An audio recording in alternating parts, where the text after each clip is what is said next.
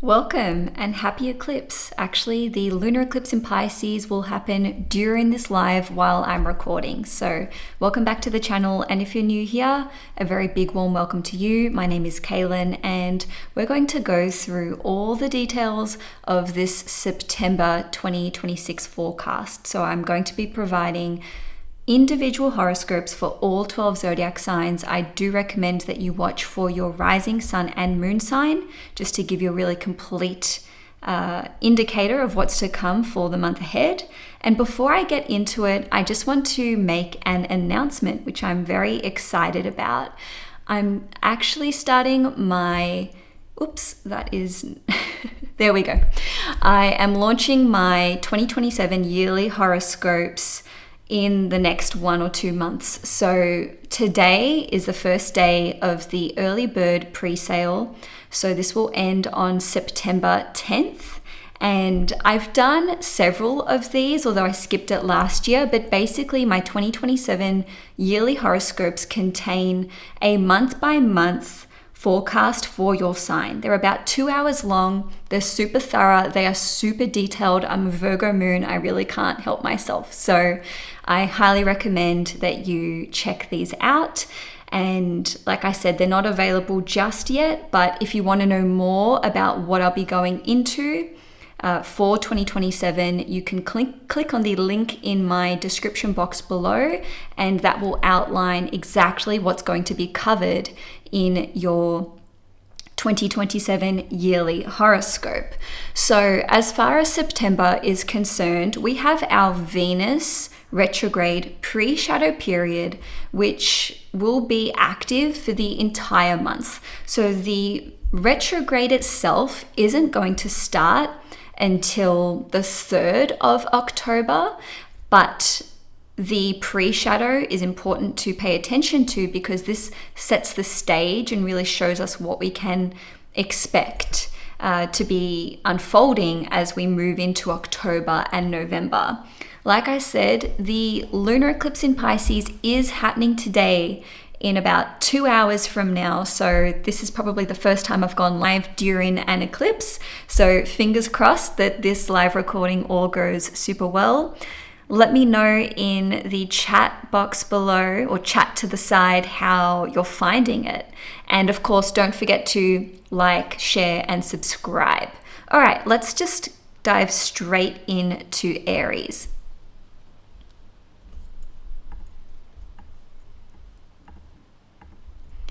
Hi, Aries sun, moon, and risings. Welcome to your September 2026 forecast. So the month starts off with a bang. On the 1st of September, we've got 2 things going on here. We've got Jupiter in Leo in your 5th house, trining Saturn in Aries in your 1st house. But at the same time, we're also going to have Mars in Cancer in your 4th house, squaring Saturn in your 1st house. So how I see this playing out is in terms of the square, this is a challenge, this is a difficult situation, and this indicates to me that it's something that you've been dealing with or contending with for a while. So it doesn't look like a quote unquote new thing. And there's a lot of pressure on you in those first few days of the month, but Jupiter trining Saturn in your 1st house shows that there is a creative solution that is available to you. So we're really seeing yourself with the 1st house, like your efforts, your direction that you want to take in life, your decision-making abilities, being at odds with stuff to do with your property, your living situation, your family circumstances, and your private home life. Okay, so these things may come into conflict, or things may come to a head at the beginning of the month, but I feel as though there is scope for you to overcome such challenges. And with the trine to Jupiter in your 5th house, this is not something that we see every day. You know, Jupiter trine Saturn only happens every few years. So to me, this indicates growth and expansion as it pertains to your business. If you own your own business, creative projects that you're wanting to work on, your natural gifts, skills, hobbies, talents, and even things like your sporting performances, creative writing. I think I might have mentioned that, but anything that you are producing or creating, and then the influence of Saturn is like you're laying a solid foundation. Okay, Aries. So on the 10th of September, we're going to see Venus entering the sign of Scorpio. Okay, so Venus will be transiting your 8th house. Now, Venus is well and truly in its pre-shadow phase, as I mentioned in the intro. But basically what this means is that you'll need to pay attention to what's coming through in the month of September, because you will be attending to this, unraveling it, renegotiating it as you get into October and November. The Venus retrograde will be across Scorpio and Libra. This is your 8th house and your 7th house. So for this month, especially from the 10th of September onwards, there can be a big focus on your mutual resources. What do I mean? Joint assets, joint bank accounts, joint finances, making money through other people, like additional streams of income or revenue that involve other people. Maybe this is stuff to do with like taxes, inheritances, trust funds, etc. On a different note, the 8th house is very much associated with like radical transformation. Okay, so Venus going through the 8th house could be a transformation, say, of your relationship, of partnerships, contracts, negotiations. So just be mindful, Aries, that whatever you are starting in the month of September, if it involves an agreement or an arrangement with another person, it's unlikely to be like airtight. Okay, so just expect the goalposts to shift, right? So within 24 hours, we're actually seeing Mercury enter the sign of Libra. Okay, so on the 10th, if you are in the States and Europe, and the 11th, if you're in Australia, we're going to see Mercury entering Libra in your 7th house.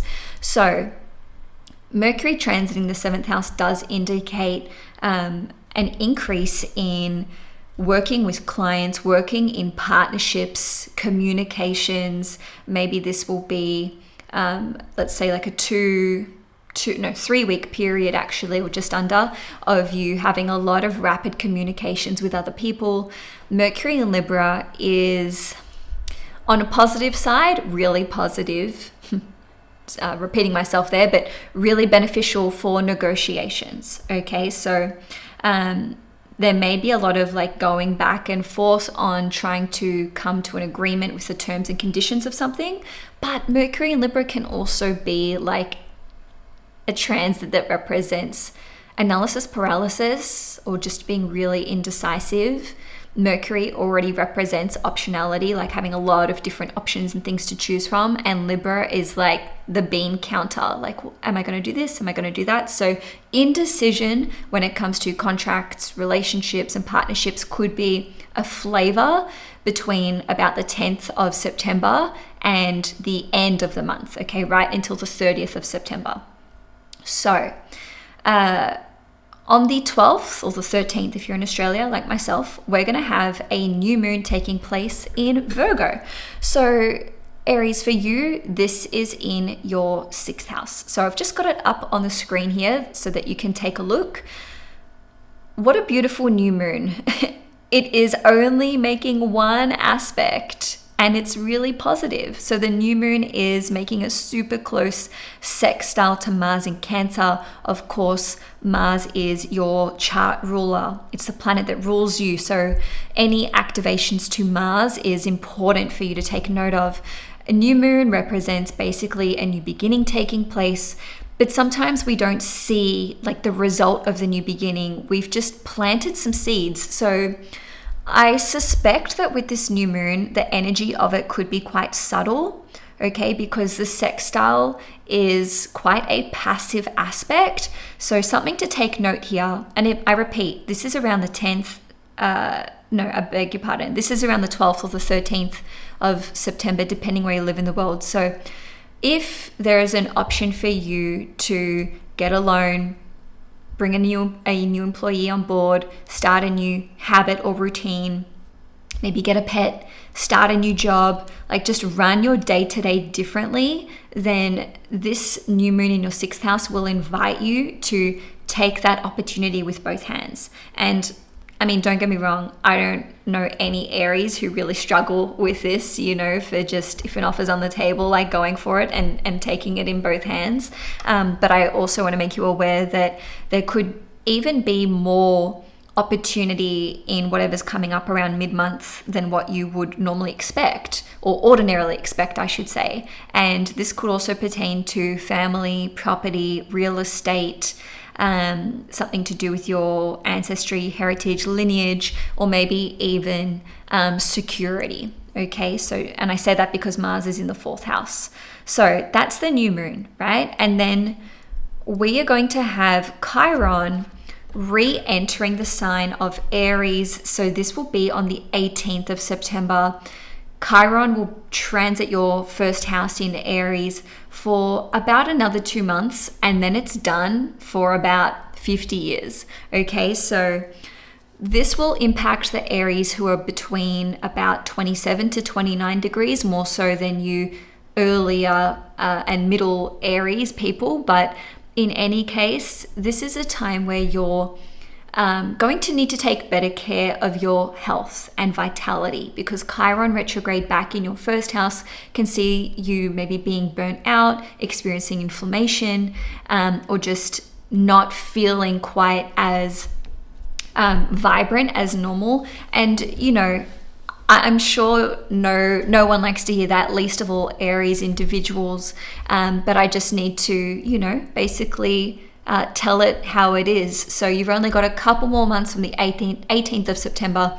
And then after 2 months, Chiron is out of your sign and it's back in the sign of Taurus. So Aries, on the 23rd of September, Libra season is going to start.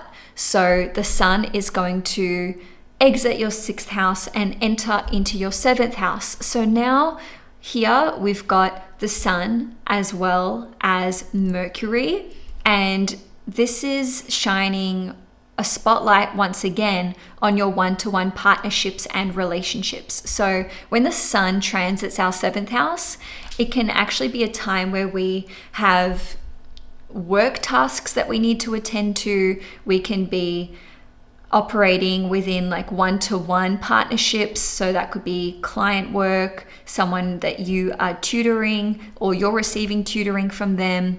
Even like Leo could come into your life. But in any case, negotiations and even just harmony, balance, and reciprocity seem to be big themes for you this month, especially from the 23rd onwards. So getting to the full moon in Aries, this is happening on the 26th of September, or if you're in Australia, on the 27th. The full moon in Aries is in your 1st house, of course, and it is at 3 degrees Aries. So first of all, the Aries individuals who are going to feel it the most strongly will be those around 3 degrees. But I would even say 0 up to about 8, 9, 10, 11 degrees even, because we've got Saturn here as well. So I've got the chart up on the screen. When we have a full moon in our sign, it is often a time where things are illuminated for us. Things become more clear, they become more apparent. Sometimes we can have epiphanies or awakenings.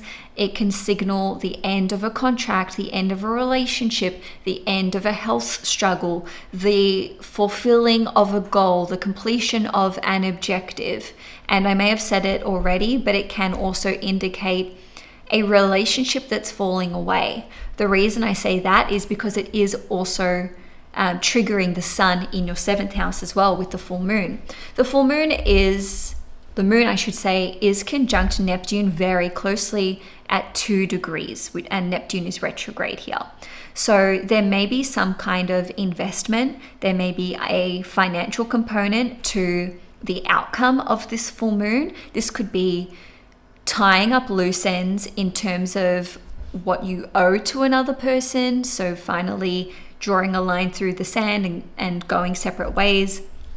On a different note, this could be an investment in yourself.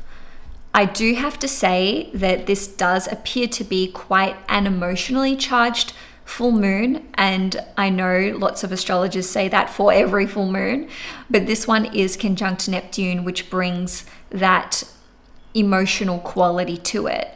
On a super positive note, you'll see that the moon is making almost a perfect sextile to Pluto in Aquarius in your 11th house. So this indicates to me the ability to benefit from someone who's in your network. This can be an acquaintance, this can be a friend or a friend of a friend, or this can be an outcome that relates to a community that you are part of or that you are involved in. So maybe you are simply participating in an event that involves your wider network, your community, or it could even be something that you are releasing or posting online. So, drawing to the end of the month, Aries, we are going to have Mars, which is your ruling planet, enter the sign of Leo. This is on the 28th of September. So Mars is going to be transiting your 5th house for the next 7 odd weeks. Here's the thing. Mars is going to go retrograde in both Virgo and Leo in early 2027.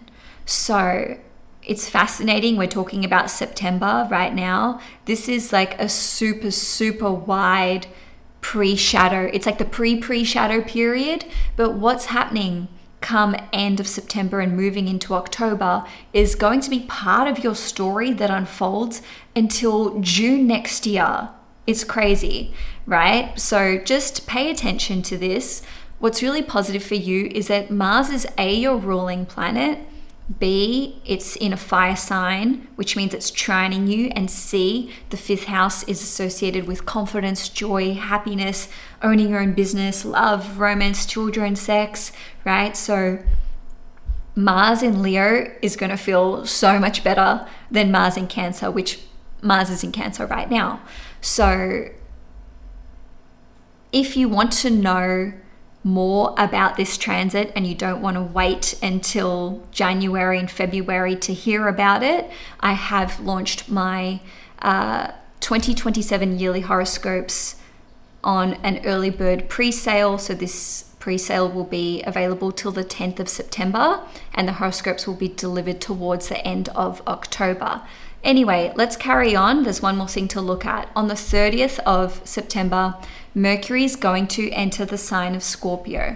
So Mercury is now joining Venus here in your 8th house. And I've got news for you. We've got a Mercury retrograde in Scorpio as well as Venus. So both Venus and Mercury are going to be retrograde as of October. So Mercury going into your 8th house is like, okay, communications are becoming more intense, more emotionally charged.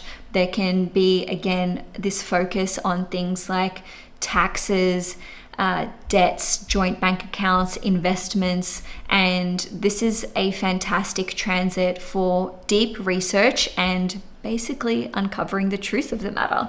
So Aries, that's all I have for you for September. Please give the video a thumbs up if you enjoyed it and subscribe to the channel if you haven't already. I am also on Instagram and Facebook as well if you're wanting more regular updates from me there.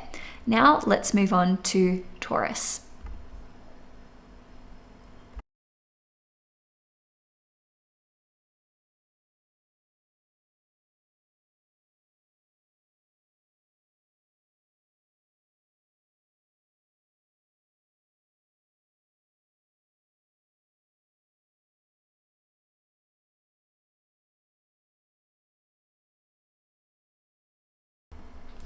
Hi Taurus, Sun, Moon and Risings. Welcome to your September 2026 forecast. So if you're watching this on the day that this is released, don't be surprised if you're feeling tired, fatigued, weird sleep patterns. The eclipse is happening about an hour and a half from now. So it's a vibe. Anyway, let's dive straight in. For the whole month of September, Venus is going to be in its retrograde pre-shadow period. This is important for you and for Libras more so than any other sign. So if you also have Libra in your chart as your sun, moon, or rising, I advise you to go watch that horoscope too. Now, the Venus retrograde pre-shadow period is encompassing Libra energy and Scorpio energy because the retrograde itself will cover both of those signs. Ultimately, this is drawing your focus to your relationships, negotiations, partnerships, client work, one-to-one relationships, contracts, love, romance, marriage, etc. Okay, so if any of the above apply to you, then just know that this is going to be something that you focus on, that you get down to the nitty-gritty details of, and that means whatever's coming up in the month of September will be revisited in October and November as well. So be mindful of what you promise, what you say, what contracts you sign, what agreements you make, especially when it comes to obligations to other people and the workplace. Okay. Now, on the 1st of September, and by the way, that applies to the whole month of September. Okay. In fact, it's the reason why I'm giving a big buffer on the due date for my 2027 yearly horoscopes, which are now on sale, because I'm like, oh, I'm a Taurus sun and I better take into account the retrograde. Okay, so give yourself really wide goalposts when it comes to projects and delivery. As the month begins, we've got two things happening back to back within a 24-hour period. We have Jupiter in Leo in your 4th house, trining Saturn in Aries in your 12th house. And then within a few hours, we've got Mars in Cancer in your 3rd house, squaring Saturn in Aries in your 12th house. So this indicates, first of all, that challenges that arise, especially relating to miscommunications, being misunderstood, client work, projects, your goals, your day-to-day comings and goings, any issues that arise in those first few days of the month can be overcome. So we're tying in the square between Mars and Saturn, and then the trine to Jupiter in Leo. So there's definitely support and help available to you and for you. The trine between Jupiter and Saturn is far more rare. This only happens every few years. So this is really beneficial, supportive, harmonious energy, which is indicating support that can come through to your home dynamics. So whether that's with your housemates, people you live with, tenants, family members, or maybe this is like doing a deep dive into your ancestry, into your lineage, into your heritage on a different note. So not looking at property, not looking at family. The 4th house, so Jupiter in the 4th house here, does represent your emotions, like your emotional stability. So this indicates that you're able to stay grounded and centered and find solutions to overcome, let's say, more tumultuous feelings and emotions that may be coming up in those first few days. All right, so we have Venus, your chart ruler, entering Scorpio on the 10th of September. So Venus will be transiting your 7th house for the whole rest of the month, and the retrograde takes effect next month on the 3rd of October. That's a huge one. Please subscribe if you haven't already, because we need to unpack it. In any case, Venus is going to be transiting or having its retrograde cycle across your 7th house and your 6th house. So this indicates that there's a lot coming up around love, around relationships, around equal give and take, and what's fair in a business sense, what's fair in a romantic sense, what's fair maybe with like prenups, if you're getting engaged, getting married, right? So a lot can come up around this time, especially because Scorpio is so deep, it's so powerful, it's so transformative. And I repeat, this is your chart ruler. Venus is you. So Venus in Scorpio is like you're feeling this emotional intensity. You're experiencing it with other people. So I have to say, like, it can be triggering when Venus is in Scorpio. But by the same token, this can highlight your love life, your romantic life. Scorpio, as far as the sign is concerned, is associated with intimacy as well as sex. And Venus is that romantic element. So when we have a pre-shadow period, it's like, what is happening in the pre-shadow? Like the part before the actual retrograde, that's what gets looked at in the retrograde. What happens in September will be untangled, unfurling, unfolding across October and November. So pay attention. On the 10th or the 11th of September, if you're in Australia like myself, Mercury will enter Libra. Mercury transiting your 6th house until the very end of the month, okay, the next basically 19-20 days, indicates that there's a lot of mental cognitive load and processing that is going into your work, your day-to-day, how to solve conflicts, what am I doing with my habits, with my health, with nutrition. Maybe you are engaging the services of other people in terms of like employing them to assist you with services, whether that's cleaning your house, whether that is Fiverr or Upwork. It's getting people to help you and to assist you, basically. So that's the energy that'll be with you until the very end of the month. On the 12th or the 13th, if you're in Australia, we're going to have our new moon in Virgo taking place. It's up on the screen. You can take a look. It's in your 5th house. First of all, yay, because the new moon's trining us as Taurians. Like I said, I'm a Taurus sun myself. So new moon trining you from the 5th house is indicating that a new chapter is starting that relates to the 5th house. This can be maybe looking at starting a family, love, romance. Maybe it's to do with your creative output, a new creative project, exploring a new talent or a new hobby or passion of yours. Maybe it's a look at starting a new business, or it could be expanding your existing business further, like a new work project that is beginning.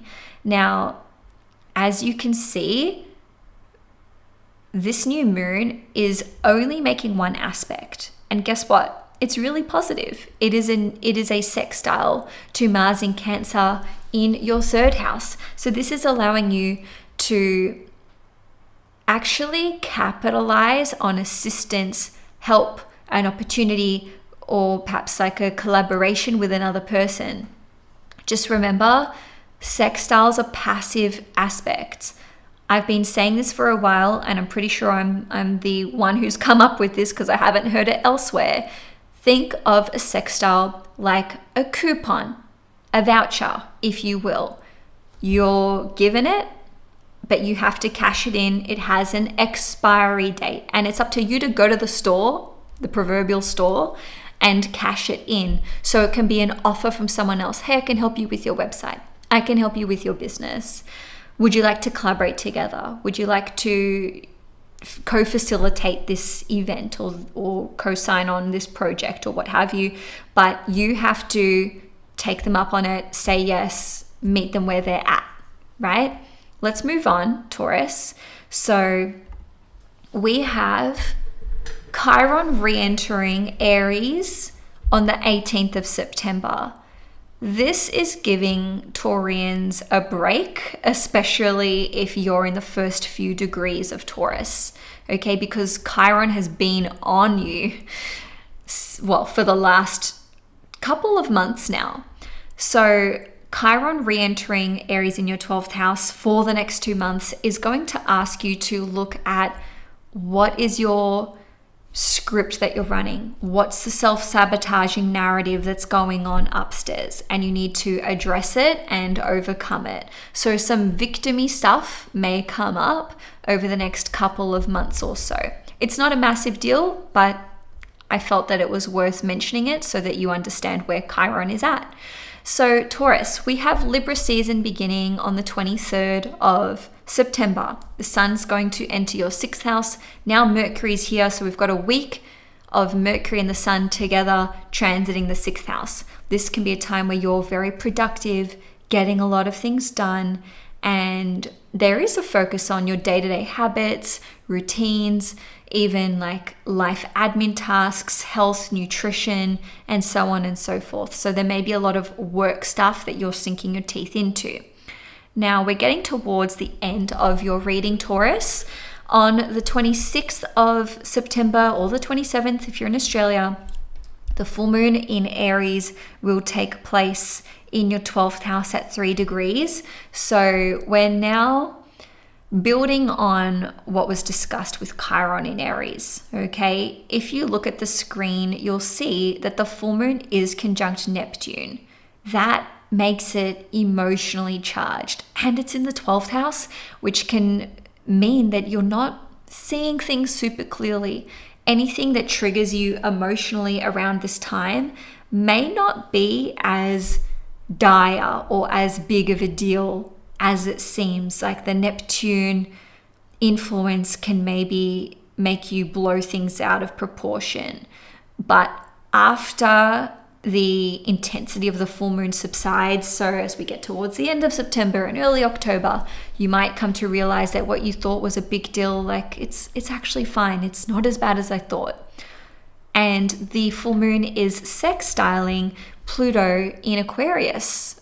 All right, so right on your midheaven, and it's also in a pretty close sextile to Uranus as well. So what this means is that it's a really transformative full moon. There is such scope and potential for you to overcome self-sabotaging behaviors, to really eventually, after the quote-unquote peak emotionally charged event, realize, hey, I can be better, I can do better. I have a pathway forward for how to deal with things if the same situation arises again. Okay, so a time for self-development.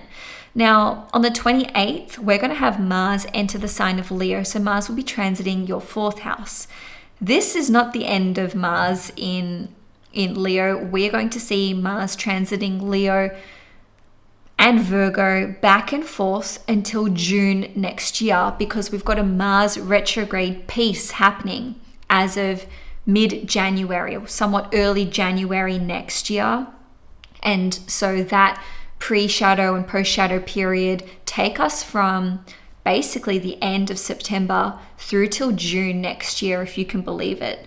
I'm going to be going into a lot of detail on this one in my 2027 yearly horoscopes. So those will be available to watch around late October. Like I said, I've given myself a big buffer. So if you want to purchase yours with the early bird sale, you can do so via the link in the description box below. So lastly, for the month on the 30th, we've got Mercury transiting Scorpio, so transiting your 7th house. And I've got to tell you something. In October, we've also got a Mercury retrograde in Scorpio. So we've got a double retrograde happening in October and half of November, which is a big deal. So this again is starting to set the stage for what will be unraveled over the course of October, November. But it is right at the end of the month. Mercury transiting the 7th house is indicative of focusing on contracts, relationships, negotiations, partnerships, and more so in like a business sense. Okay, Taurus, so that's all I have for you for your September horoscope. If you enjoyed it, please give the video a thumbs up, and you can find more regular updates from me on Instagram and Facebook. Now let's move on to Gemini.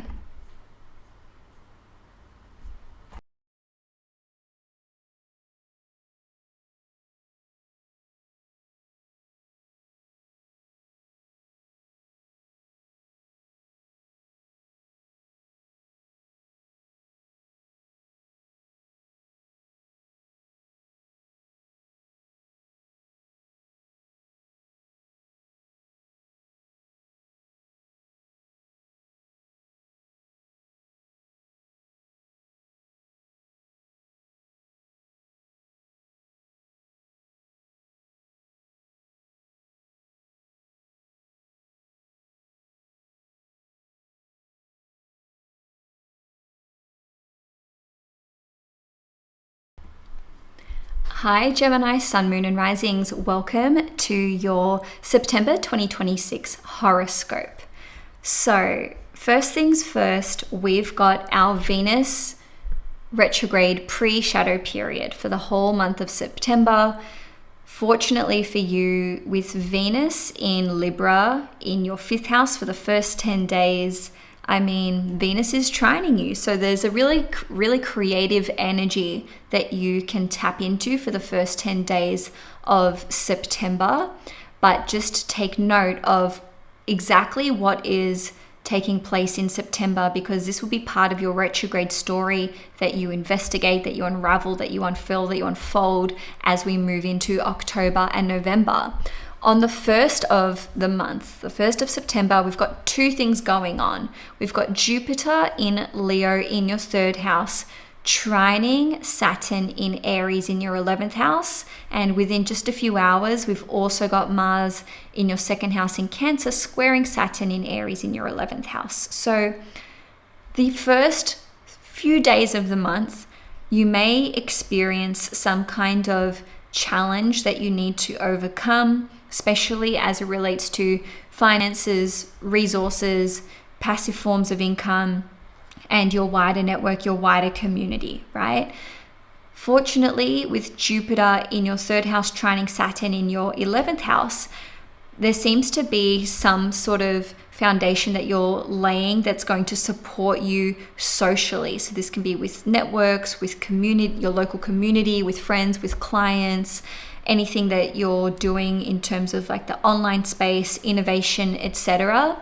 So I wonder if you're going to be investing some of your finances and resources, so spending money, let's call a spade, to advance in your long-term goals and aspirations, and maybe working towards a passive form of income.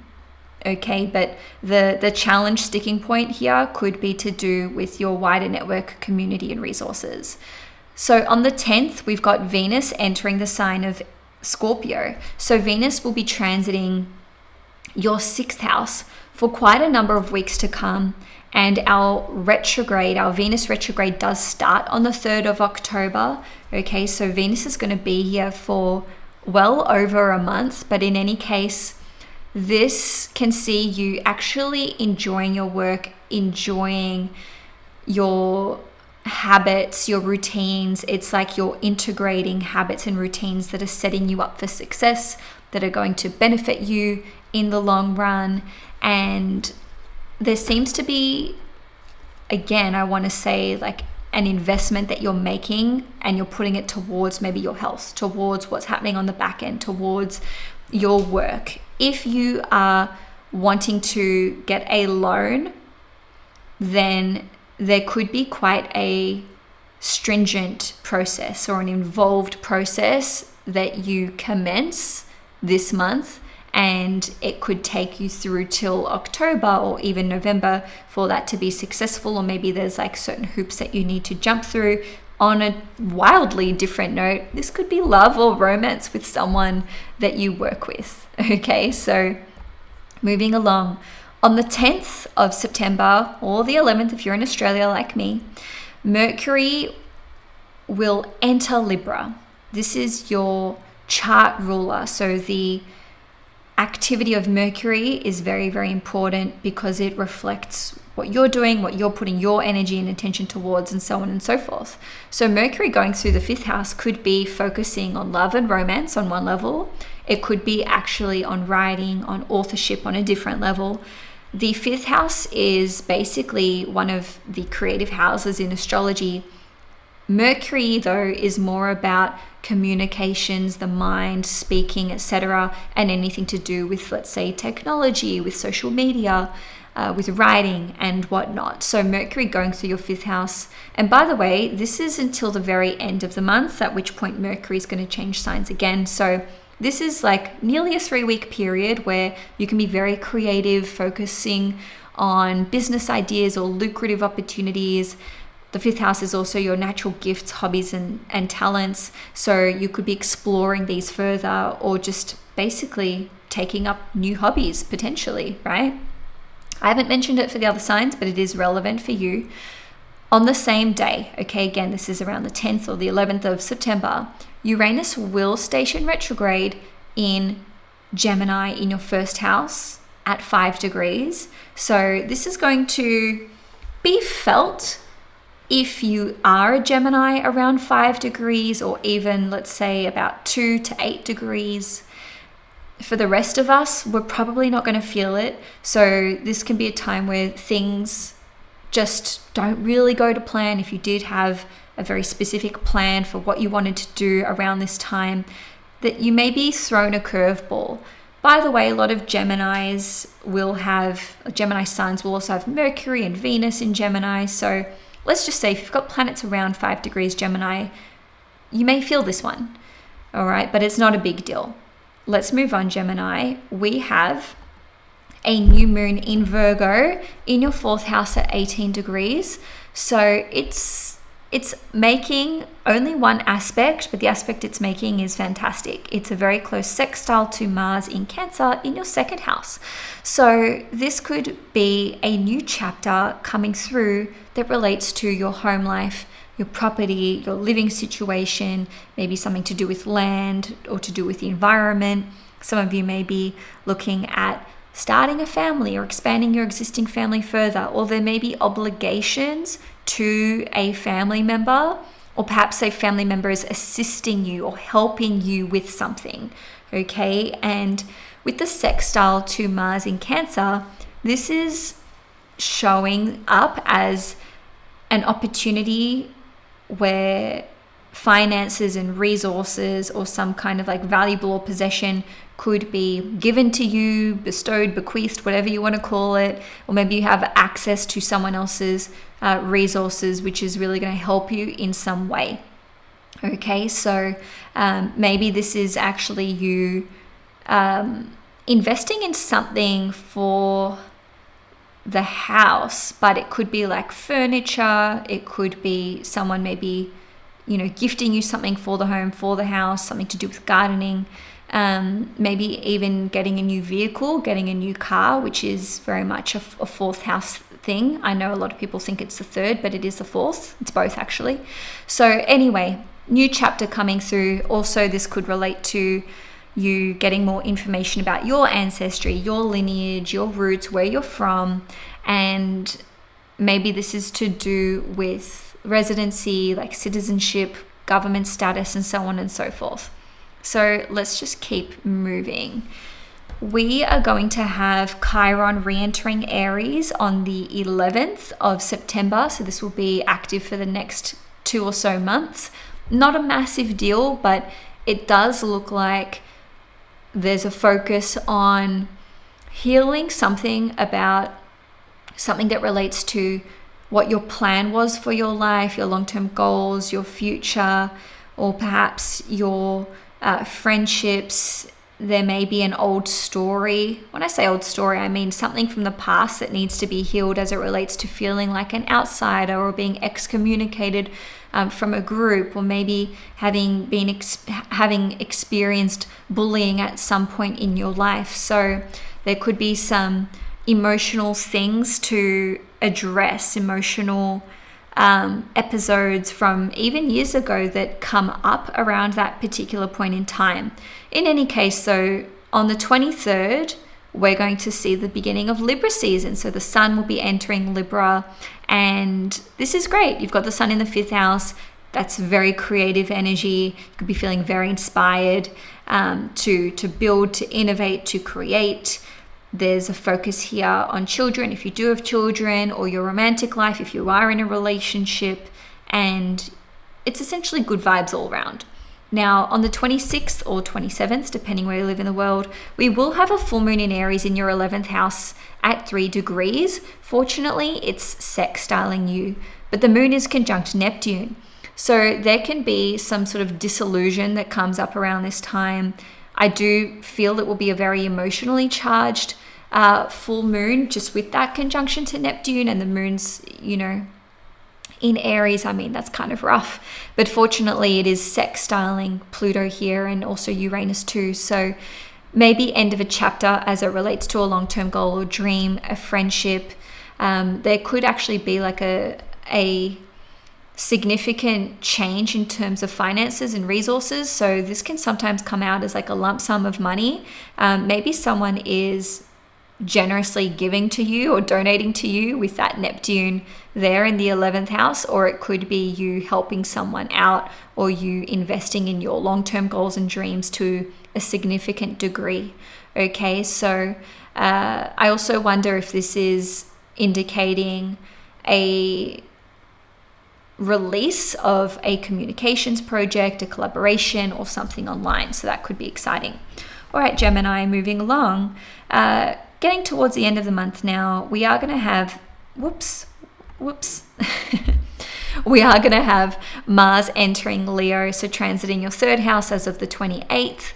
We will have a Mars retrograde period across Virgo and Leo, which commences in about mid-January. So we really are getting primed for what's going to unfold during that period of time. And the pre-shadow period is when Mars enters Leo, and then the post-shadow period is around about June next year. And I'll be going into a lot of detail on this in my 2027 yearly horoscope. So as I mentioned in the intro, I've got my early bird pre-sale on right now, which ends on the 10th of September. So you can check out what's included in your yearly horoscope in the link in the description box below. Very end of the month, on the 30th of September, we have Mercury, your chart ruler, entering Scorpio, so transiting the 6th house. And this is, again, I say setting the stage for the retrograde period. So we've got a Mercury retrograde, yes, another one in October, November. This one is doubly intense because it's a double retrograde. We've got Venus retrograde in Scorpio too. So that's quite a doozy. And I say that as a Gemini rising myself. So lots of focus on your health, your habits, your nutrition, and your work and systems too. So Gemini, that's all I have for you for your September horoscope. If you enjoyed it, please give this video a thumbs up. If you want to see more content on the channel, don't forget to subscribe. And I also post very regularly on Instagram and Facebook. So if you want daily astro updates, you can find me at Caistrology. Okay, now let's move on to Cancer.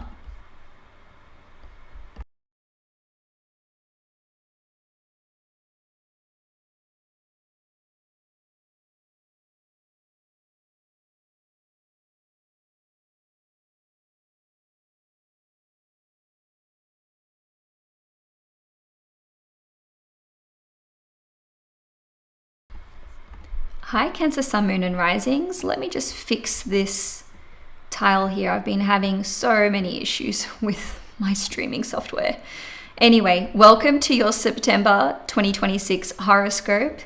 And I hope that you guys are coping okay with this eclipse energy. And the eclipse is happening like an hour from now. So if you're feeling emotional, if things are intense, it's part and parcel for you guys. That's just baked into the cake of being a Cancer, because anytime there are eclipses, new moons, full moons, you're going to feel it more than literally like any other sign.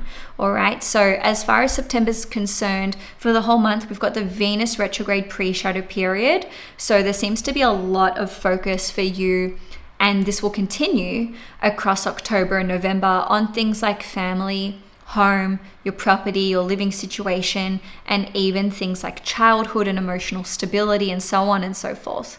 On the very 1st of September, we've got two things happening within just a few hours of one another. First of all, we have Jupiter in Leo in your 2nd house, trining Saturn in Aries in your 10th house.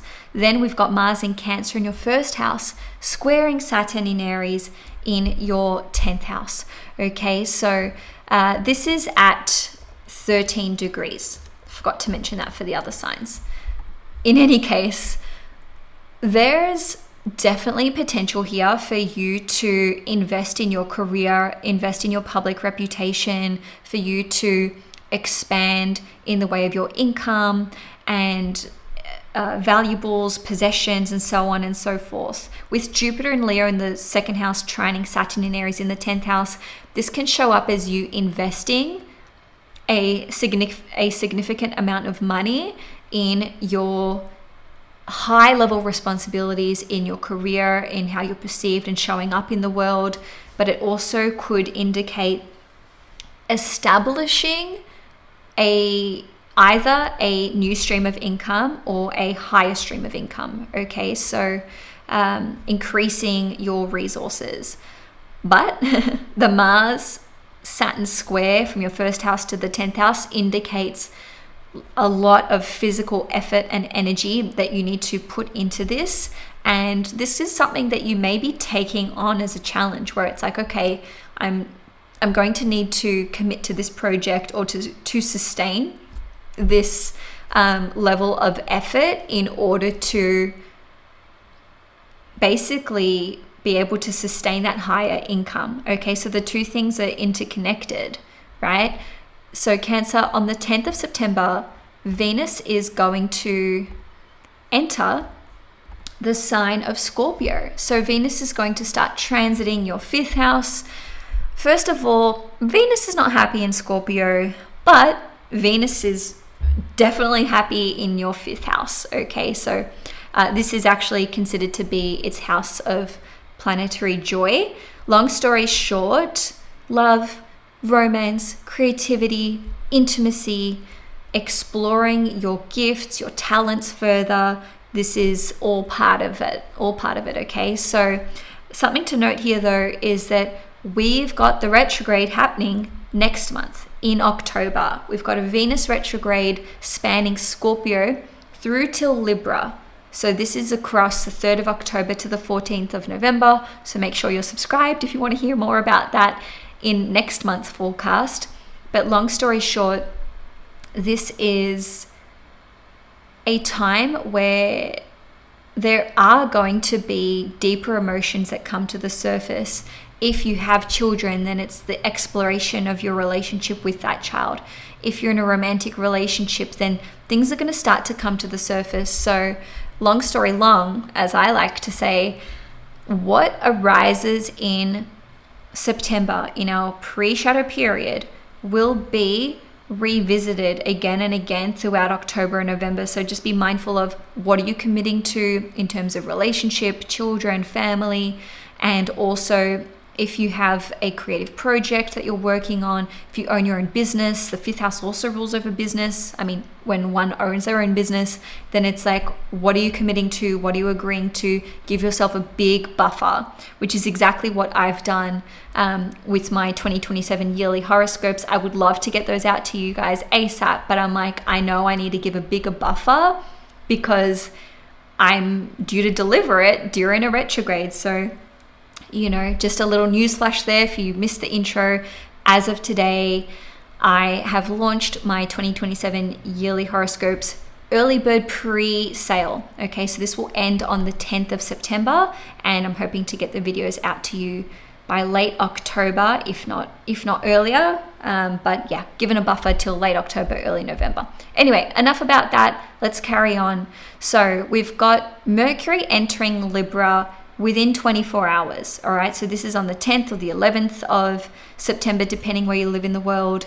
And Mercury transiting your 4th house for the next just under 3 weeks is indicative of maybe communicating with your family a lot, with tenants, with real estate agents, thinking about the home, and maybe you're looking at working from home during this period of time. Mercury going through the 4th house can also indicate that you're just thinking about, where do I want to be? What do I want to do with the home? Where do I want to live? Should I move some furniture around and that kind of thing? So it's not a big deal, but it's nice to know where Mercury is. It is squaring you from the sign of Libra in the 4th house. So there can be some loaded conversations that do arise during that time. Now, we've got... Can you guys hear that noise in the background? Please let me know. I really hope not. Alrighty, so on the 12th or the 13th if you're in Australia, we've got a new moon in Virgo. So this is occurring in your 3rd house. Good news for you, Cancerians. The new moon is sextiling Mars in Cancer in your 1st house. And would you look at that? no negative aspects involved with this new moon. To be fair, Venus is opposite Chiron, so I mean that's a bit intense, but the new moon itself could indicate here in the third house that it's a new project that you're working on, new friend or friendship group that you're making. Maybe you're looking at starting a new like a documentary or communications project, or like a writing piece. All right, this is also like business proposals, business plans, and maybe getting involved with your local network, your local community, writing a book or something of that nature, or like working in a small group. Now, we are going to have, sorry, just give me one moment, Cancer. There we go. So on the 18th, we do have Chiron re-entering the sign of Aries. So this is in your 10th house for the next couple months or so. This can be intense, especially if you are a Cancer around 27 to 29 degrees or even 25 to 29 degrees. So this is about tying up loose ends of an old chapter, an old story, public reputation, like how you used to identify, how you used to show up, maybe a former career or a former relationship. So the energy that comes through with this one is like reconciling things from the past. And I've got news for you. After Chiron leaves Aries, we're done with this transit for another 50 something years. Okay, so I know that Cancerians have gone through a lot over the last, well, I think it's been 7 or 8 years with Chiron going through the midheaven with respect to how you're perceived in public reputation and employment and relationship changes. And, you know, let's not go to the past. Lots of Cancers do that. I'm an honorary Cancer. I have Venus, Mars, Chiron, and the South Node all in Cancer, all intercepted in my first house. Like, look at me. I'm an honorary Cancer. I get it. Okay, so this is about leaving things in the past and tying up those loose ends of that old chapter that no longer resonates. Okay, you're transitioning to something new. So on the 23rd, we've got Libra season beginning. So the sun's going to transit your 4th house. So again, especially that last week of the month, there is a big focus on your family, your home life dynamics with people that you live with parents, with children, and your living situation as well.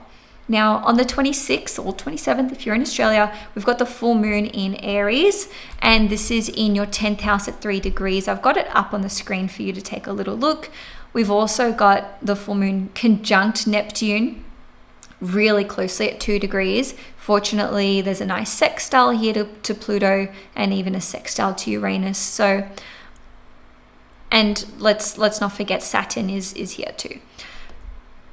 This is an emotional full moon. Not all full moons are created equal. Not all new moons are created equal. This full moon is emotional because we've got Neptune here. Just know, whatever you're feeling around the end of the month, especially around the 26th, the 27th, the 28th, Neptune is exacerbating this. You're probably not seeing things clearly. You probably don't have all the information, and things can transform and change quite quickly with that sextile to Pluto. And I really feel like there's hidden help, there's hidden support available to you, but this can be, you know, being concerned about your reputation, your public status, feeling confused about your career or what direction you want to move in, or things not quite going to plan. But don't worry, things can be smoothed over and integrated well. So just don't take the emotions that come up as like gospel and an accurate representation of how the situation really is. Okay, so right at the end of the month, we've got a couple things happening. We've got Mars entering the sign of Leo. So that's on the 28th. Mars will transit your 2nd house for a good few weeks here. So 7 or 8 weeks. And here's the thing, I've said it for the other signs as well. We've got a Mars retrograde happening in January. Okay, January 2027. Yes, we're already talking about 2027.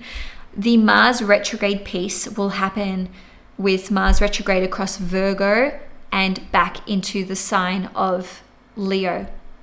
Okay, so we won't actually be done with this story until June next year, if you can believe it, because we've got the pre-shadow and then the post shadow. So I'm going to be doing a real deep dive into this in my 2027 yearly horoscopes. So if you want more information about those, as I said earlier, you can click on the link in the description box below. But in any case, Mars going through the second house can indicate that you are focusing on your finances, your resources. There can be a lot of expenses that come up, but there can be so much effort put into generating and forming a new stream of income. Okay, so especially as we've got Jupiter here as well. So I think that that's such a big piece for Cancers. It's like, how can I earn more? How can I make this lifestyle sustainable? How can I get to the next level of the lifestyle that I'm wanting to attain? And so that's a big part of what's coming up for you literally between that point in time and June next year.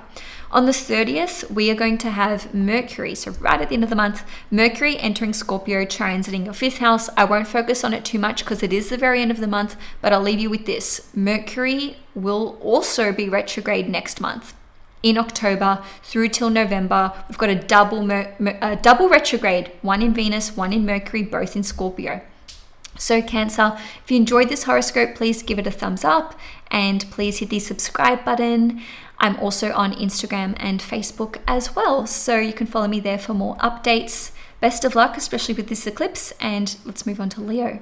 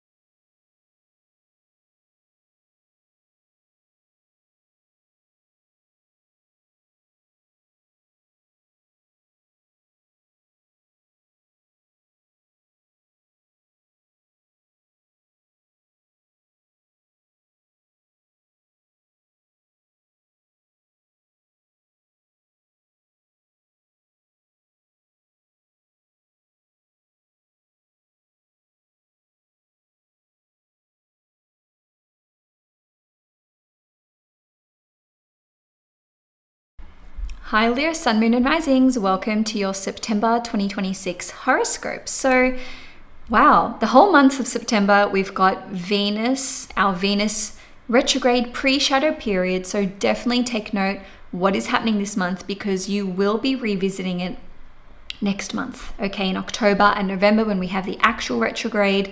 And for you, this is a lot to do with networking, with business proposals, with clients, with communications and online projects and so on and so forth, or maybe even education, and also a good deal to do with like finances and resources. But let's start from the top. On the 1st of September, we're going to have a couple of things happening within a very short period of time. Jupiter in Leo in your 1st house, trine Saturn in Aries in your 9th house. Then we've also got Mars in Cancer in your 12th house, squaring Saturn in Aries, also in the 9th house at 13 degrees. Okay, so basically we've got some kind of difficulty, challenge or hardship coexisting with an opportunity for growth, expansion and support. So this is coming through as your vision for your future, travel, higher education, maybe even legal situations or matters that you are embroiled in or involved in. Jupiter in Leo trine Saturn in Aries in your 9th house could indicate that you're looking to study, to travel, to apply for a passport, a visa, or this could relate to your involvement in philosophical matters that are important to you, spirituality, religion, politics, and perhaps coaching, okay, working with a coach, working with a mentor, or stepping into that role for yourself. The challenge aspect, which is the Mars square Saturn, could be showing up as doubting yourself, second thoughts, self-limiting beliefs, self-sabotaging behavior, or perhaps there's like a large expense or thing that you have to sacrifice in pursuit of your goals, your dreams, and the vision that you have for yourself and for your life. Okay, it doesn't have to be so material in nature. The ninth house is also your dream and your vision for your future. Okay, so we have Venus entering the sign of Scorpio on the 10th of September. So we've got Venus transiting your fourth house for the next several weeks. We have a Venus retrograde period, which starts in October on the 3rd, which I obviously mentioned right at the beginning of your reading. Venus transiting the fourth house, first of all, is squaring you, but second of all, indicates that there is a focus on your family dynamics with people that you live with, whether that's your significant other, your children, your parents, flatmates even. And there's also a focus on the home itself. Does it look the way you want? Furniture, aesthetics. There can be a lot of entertaining at the home. Okay, so people coming over during this period of time. But the retrograde that we're going to see next month adds that level of intensity where it's like, pay attention to those important conversations that you have with people that you live with family, flatmates, tenants, or even discussions about where you live, what you want to do with your property, maybe even starting a family, etc., because these may be explored as we get into October. On the 10th or the 11th, if you're in Australia like myself, Mercury is going to enter the sign of Libra. So Mercury will be here in your third house until literally the 30th, right at the end of the month. Mercury in the third house, I have to say, I love it. I love this transit because it is so positive for communications, networking, meeting new people, content creation, writing, anything to do with learning, especially like short educational format. So online courses, maybe even developing your own courses, like stepping into the role of teacher as an example, or mentor.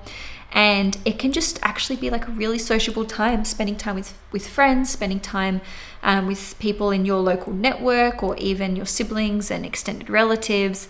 Moving along though, on the 12th or 13th, if you're in Australia, we'll have a new moon in Virgo occurring at 18 degrees. This one is in your second house.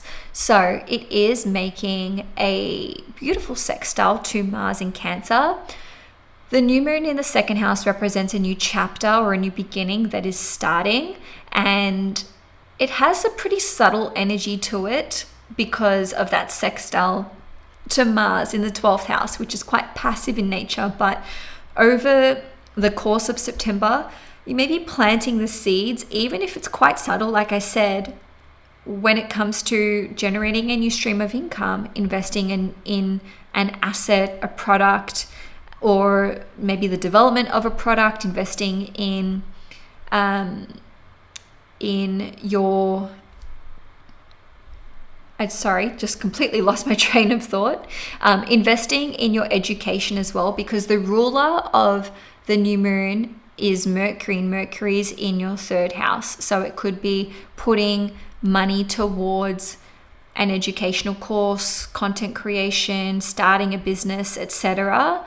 And then this sextile to Mars in the 12th house indicates the ability to have a breakthrough. I want to say a psychological breakthrough where there is a level of self-awareness as it relates to your self-limiting beliefs, self-sabotaging behavior, or even, I want to say, money blockages as well, because the second house is your personal sense of values.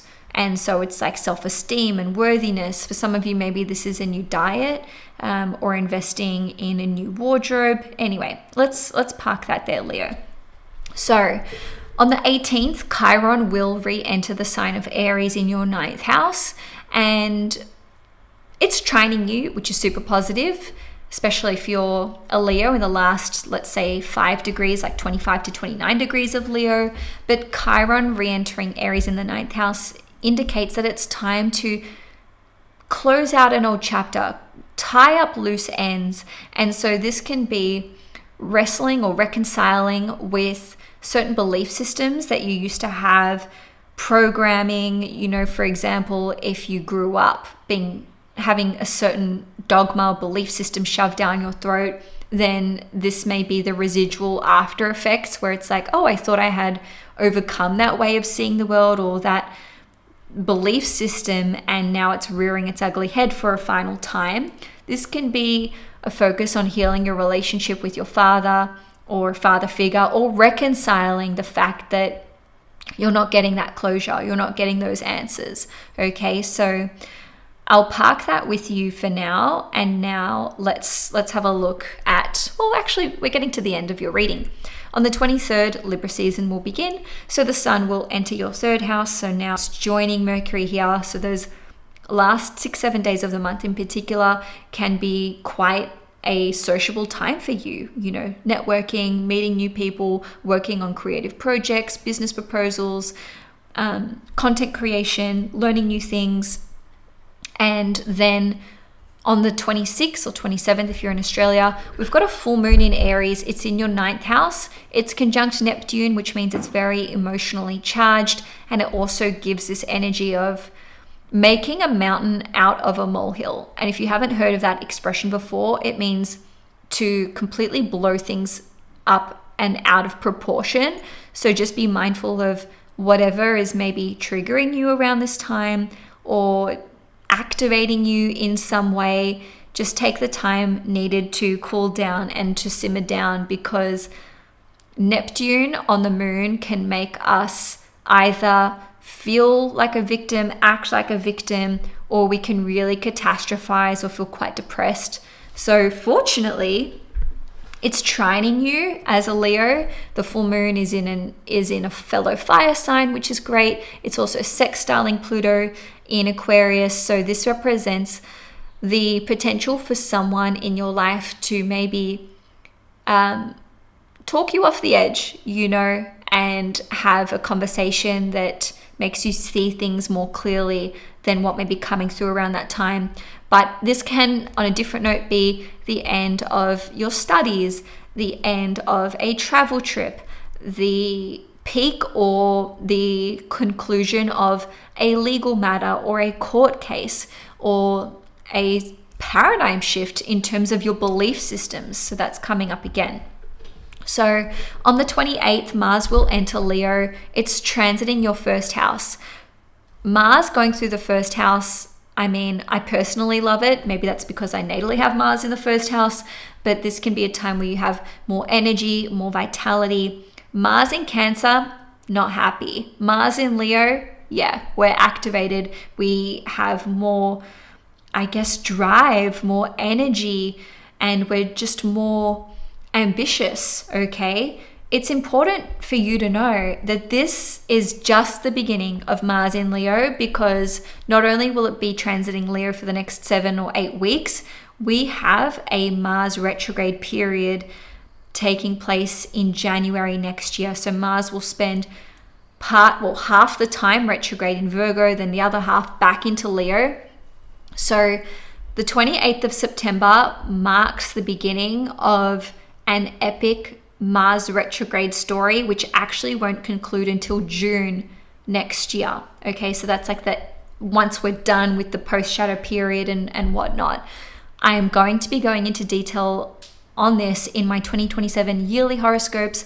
I just launched them today. This is the early bird pre-sale. So if you want yours, you can click on the link in the description box below. And I forgot to say, I've started sending out a monthly newsletter. I love it. It makes me feel really creative. I've always loved writing. In fact, it's a very big goal of mine to write a book. So long story short, I've also got a new mailing list that you can sign up to. The link is also in the description box below. Leo, that's all I've got for you for this month. If you enjoyed this horoscope, please give it a thumbs up. Please subscribe to the channel, share it with anyone that you think might like it. And I'm also on Instagram and Facebook as well. If you want regular daily astro updates from me, I'm active more so on Instagram. Okay, let's move on to Virgo.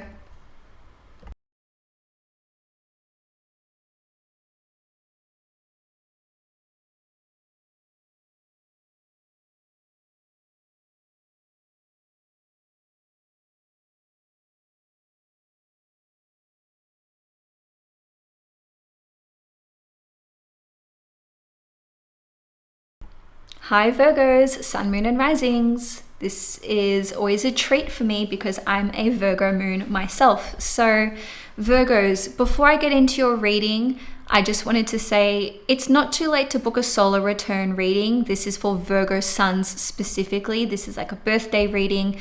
But anyway, happy birthday to all the Virgo suns out there, and happy Virgo season for all you Virgos. So we've still got a good 3 weeks of the month with the sun in your sign, shining a light on you, boosting you in terms of energy, vitality, and creativity. But hey, let's just get into it, right? We've got the Venus retrograde pre-shadow period active for the whole month. Okay, so definitely pay attention to what is coming up for you, especially as it relates to your finances, your resources, your income, your investments, because Venus is going to spend part of the retrograde in your second house in Libra, but also part of it in Scorpio in your third house, which we'll get to. In any case, there may be things that you have to untangle, revisit, and workshop, let's call it, especially in October and November, which is when we'll actually have the retrograde itself. So on the very first of the month, we have a couple things happening. We've got Jupiter in Leo in your 12th house, trining Saturn in Aries in your 8th house, plus Mars in Cancer in your 11th house, squaring Saturn in Aries in your 8th house. So this indicates that there's a big breakthrough that's coming through psychologically. With Jupiter in your 12th house, it's like burning away self-limiting beliefs, self-doubt, self-criticism, and trining Saturn in Aries in your 8th house is actually very supportive of things like mutual resources, intimacy, and these are the two houses that are very much connected to psychology, what's hidden beneath the surface, etc., etc. So to me, it feels like there's an opportunity for your emotional stability to be tested with the square, but then finding out that, wow, you've actually come such a long way. And I also feel deeply as though spiritual insights, intuitive downloads and such can come through.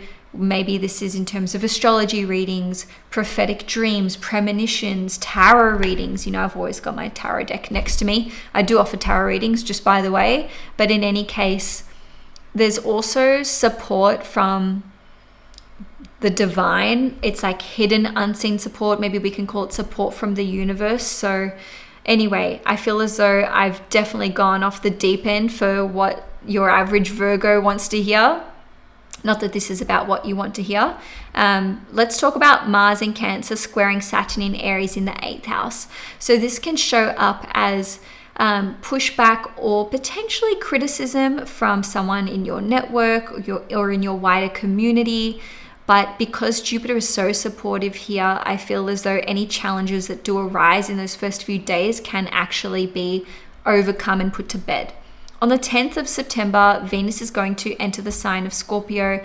So Venus is going to be transiting your third house. Now, as I mentioned before, Venus is going to spend part of its retrograde cycle in Scorpio. So that is from the 3rd of October till around the 13th, 14th of November.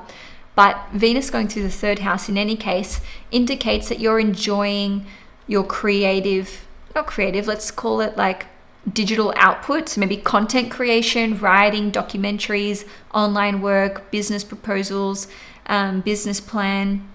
It's like a very innovative energy as it relates to technology and communications, but also Venus going through the third house is great for networking, spending time with friends, maybe making new friends, and also collaborative opportunities too.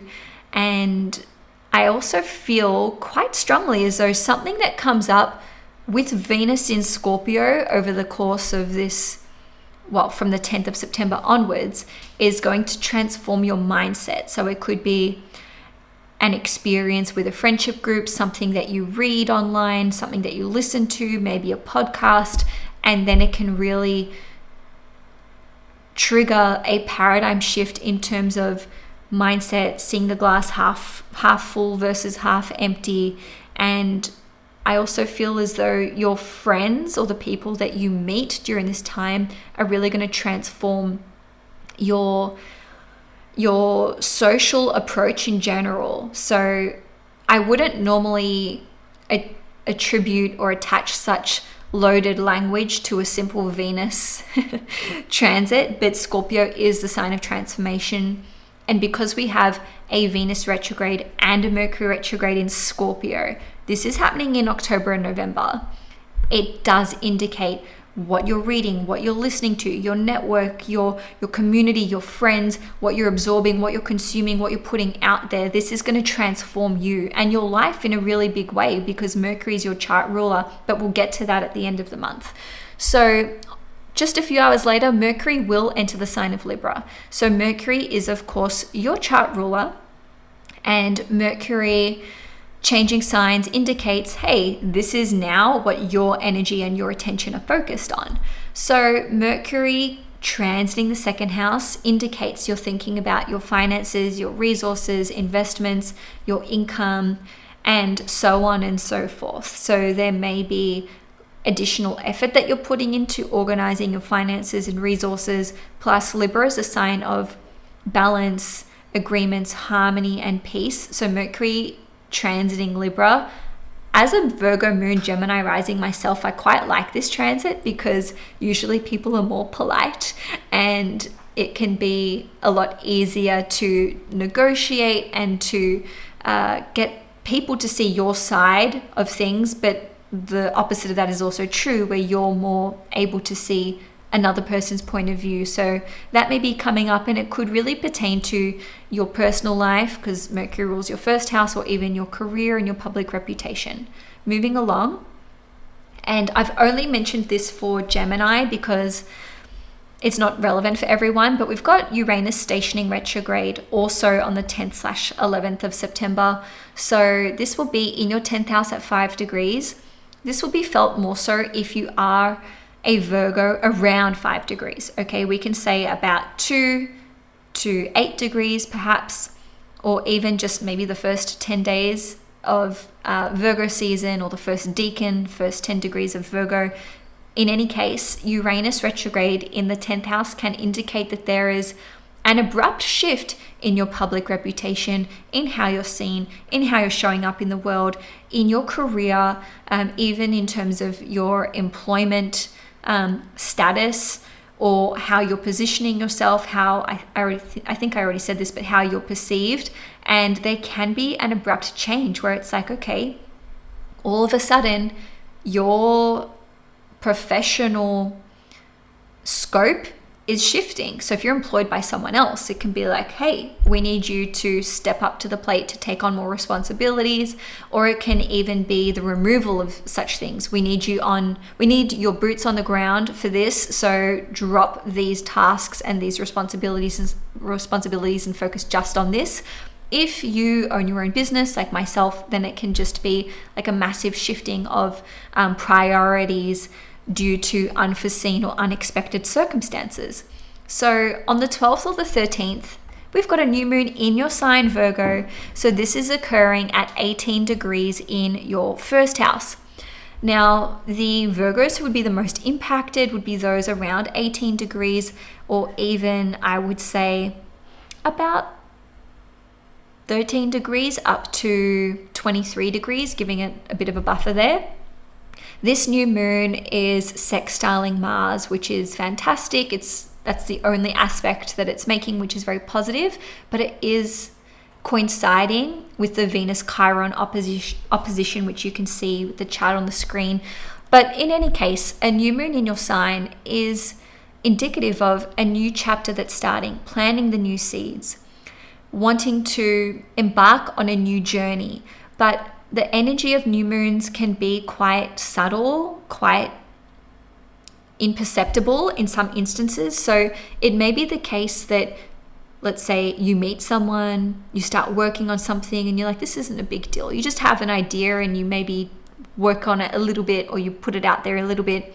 not expecting it to go anywhere, but over time it like snowballs into something much bigger than what you thought. The sextile to Mars in the 11th house represents an opportunity to receive help or assistance online from someone in your wider network or community. It can be an acquaintance, it can be even a client, maybe a friend, maybe even like an older sibling potentially. And to me, this indicates something coming up in September, which is going to be part of a big goal, a big dream, or a big project for you in the future. Okay, so for others of you, maybe this is a new chapter as it relates to health, nutrition, just like your life goals in general. And also 18 degrees is the Virgo degree, just by the way. So that doubles down on the Virgo energy. Maybe this is to do with work as well. So Virgo, let's carry on. On the 18th, we're going to have Chiron re-entering the sign of Aries. Okay, so this will be active for the next 2 or so months. Chiron re-entering your 8th house can be emotional, especially while Chiron is at 29 degrees for basically the rest of the month. And ultimately what's coming through here is a need to heal when it comes to past relationships. And this would be people that you were intimate with, people that you maybe feel betrayed you or betrayed your privacy or, exposed you in some way. On a different note, it's not going to be the same for everyone. This is a 2 or so month opportunity for you to set the record straight. And that's so weird. I didn't even plan to say that. That just came out. So anyway, I'm going to roll with it. Set the record straight in terms of the ways in which you have been misrepresented. And also, this is a great healing opportunity for you. And also, you can be finally tying up loose ends that relate to mutual resources. So like shared bank accounts, shared investments. And there can actually be help and support that comes through someone else, because Chiron is a wounded healer, but it's here to help you.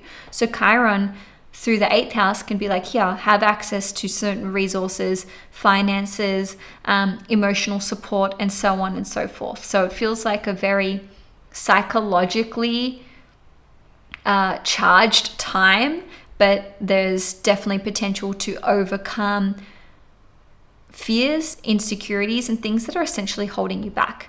Now, on the 23rd, we're going to see the beginning of Libra season. So the sun will enter Libra. It's no longer Virgo season anymore, sorry. But the sun going through the 2nd house can indicate that you're thinking a lot about your finances, your resources. There's a big focus on this area for you, and even elevating in terms of like your self-esteem, your confidence, and honoring your personal values, like what's really important to you. We're getting towards the end of your reading, Virgo. So on the 26th or the 27th of the month, we've got a full moon in Aries in your 8th house at 3 degrees. It's conjunct Neptune. Fortunately, the full moon is sextile Pluto as well as Uranus. But can I just say, the full moon conjunct Neptune in the 8th house, this is emotional. This is bringing things to the surface. I have to say, there could even be some discoveries that you are making, right? About the truth of the matter, people in your life, people that, you're in a relationship with. On a different note, this can actually indicate, well, it's another indicator of access to other people's finances, other people's resources. That's what the 8th house is all about. Neptune is generosity. And then we've got we've got the moon sextiling Pluto, which is also mutual resources. And as you can see, look, I'm not going to unpack the whole thing, but the Mars Chiron square, I mean, that's intense. This is adding to the emotionally charged nature of this full moon. So don't be surprised if there are lots of things coming up for you around this time. Maybe that's within yourself or your connection with other people. And I've said this for the other signs, but just be aware that this isn't the be all end all. Whatever the most dramatic version of this full moon is for you, I can almost guarantee that it's not as bad as it seems. Neptune just makes us see things. Well, it actually inhibits us from seeing things clearly. So it's like, oh, this is devastating. This is the worst. I can't believe it. I'm going to have to take action A, B, C, and X, Y, Z. And it's like, no, once the moon gets away from Neptune, there's more clarity. Okay. So I feel inclined to say to you, if around the end of the month, around specifically the 26th, the 27th of September, you're like, that's it. I'm going to do this. I'm going to break up with this person. I'm going to torch this whole relationship. I would actually wait until the 28th or the 29th or even like October to see if you still feel the same. Okay, we want to wait till Mars gets into Leo on the 28th of September. So segue, on the 28th of September, Mars is going to enter the sign of Leo. Yes, it'll be transiting your 12th house, which can be intense, but on a positive note, Mars is so much happier in Leo than Cancer.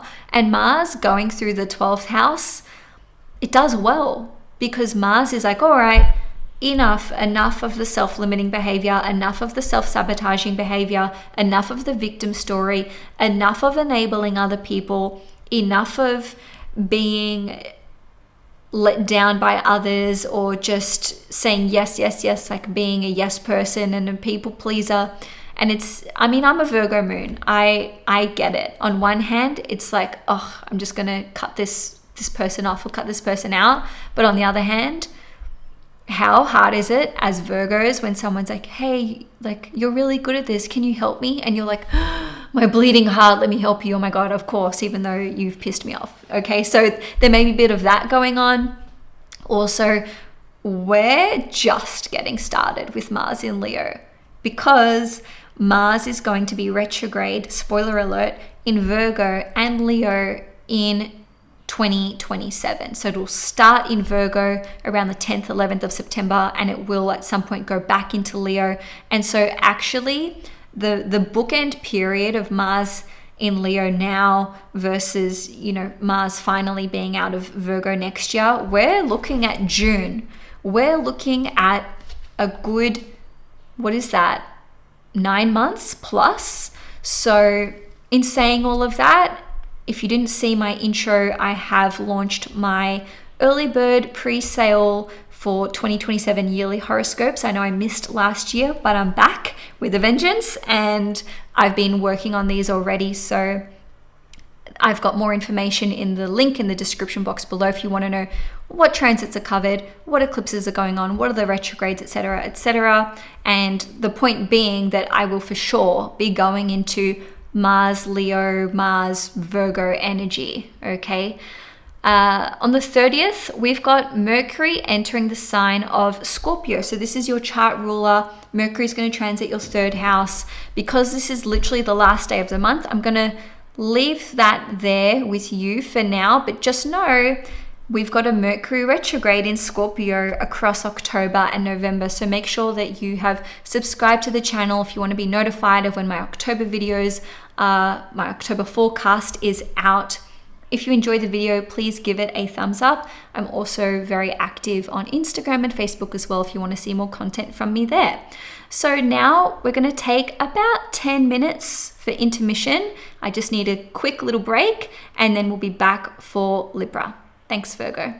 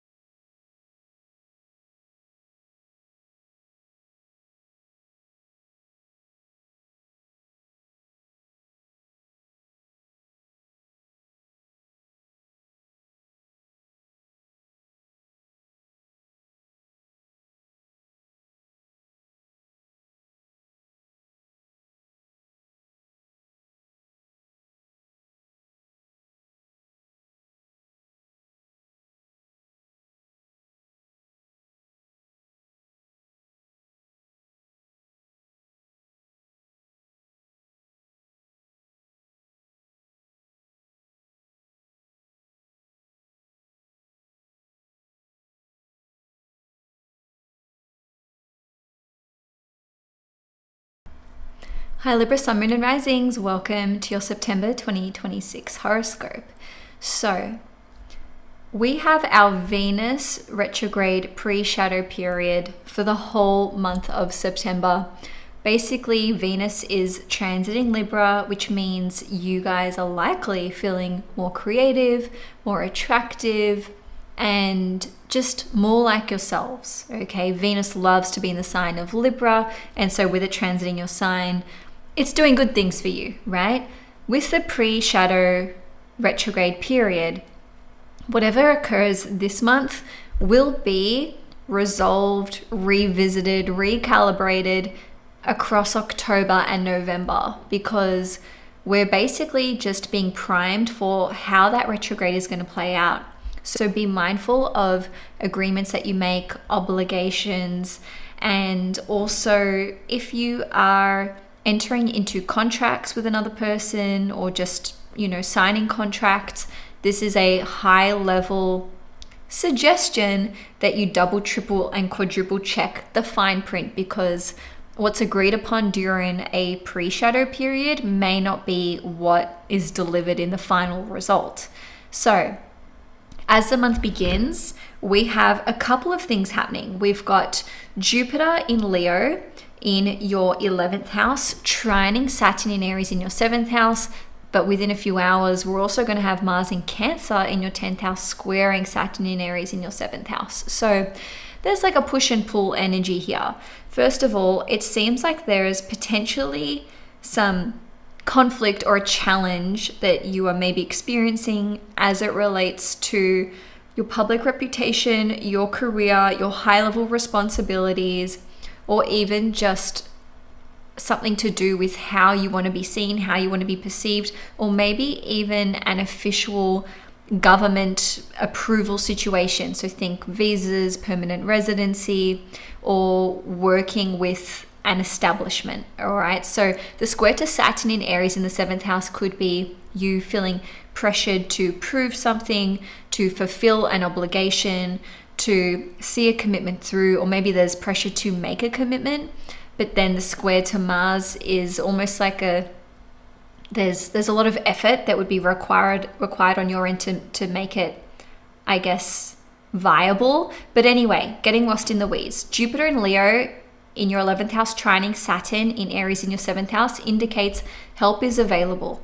Okay, so this can come through your wider network, acquaintances, friends of friends.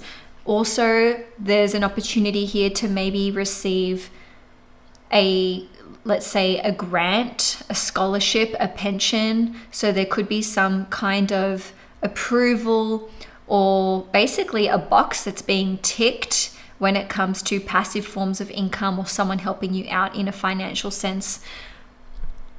In a less worldly sort of way, this does appear to speak to your long-term goals and dreams for the future, big projects that you want to work on, and also what you want to contribute to a community, contribute out into the world. So we'll park that there and keep moving. On the 10th, Venus is going to enter Scorpio. So Venus is going to transit your 2nd house. Like Taurus, Venus is your chart ruler. Okay, so wherever Venus goes, whatever aspects it's making, whatever house it's transiting, this represents you and your attention and your focus and your energy. So Venus transiting the 2nd house indicates you are focused on your finances, your resources, your personal income, and there is a big piece here around your personal values, your self-esteem, and confidence. Now, this is going to become a much bigger story than what you might otherwise expect from a simple Venus transit. And that's because this is not a simple transit. We have a retrograde occurring. So Venus will station retrograde in October, all right, on the 3rd of October. And so what you're agreeing to, like I said, what's coming up for you, this will be hashed out across October and November. On the 10th/11th, depending where you live in the world, Mercury will enter the sign of Libra. Okay, so just bear with me, guys.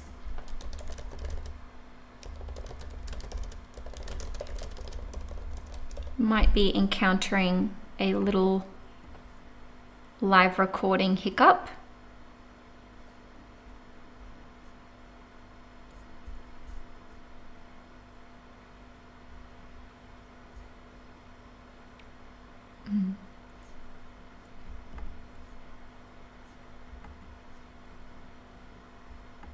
Sorry for the delay. I just want to confirm that you guys are able to see me.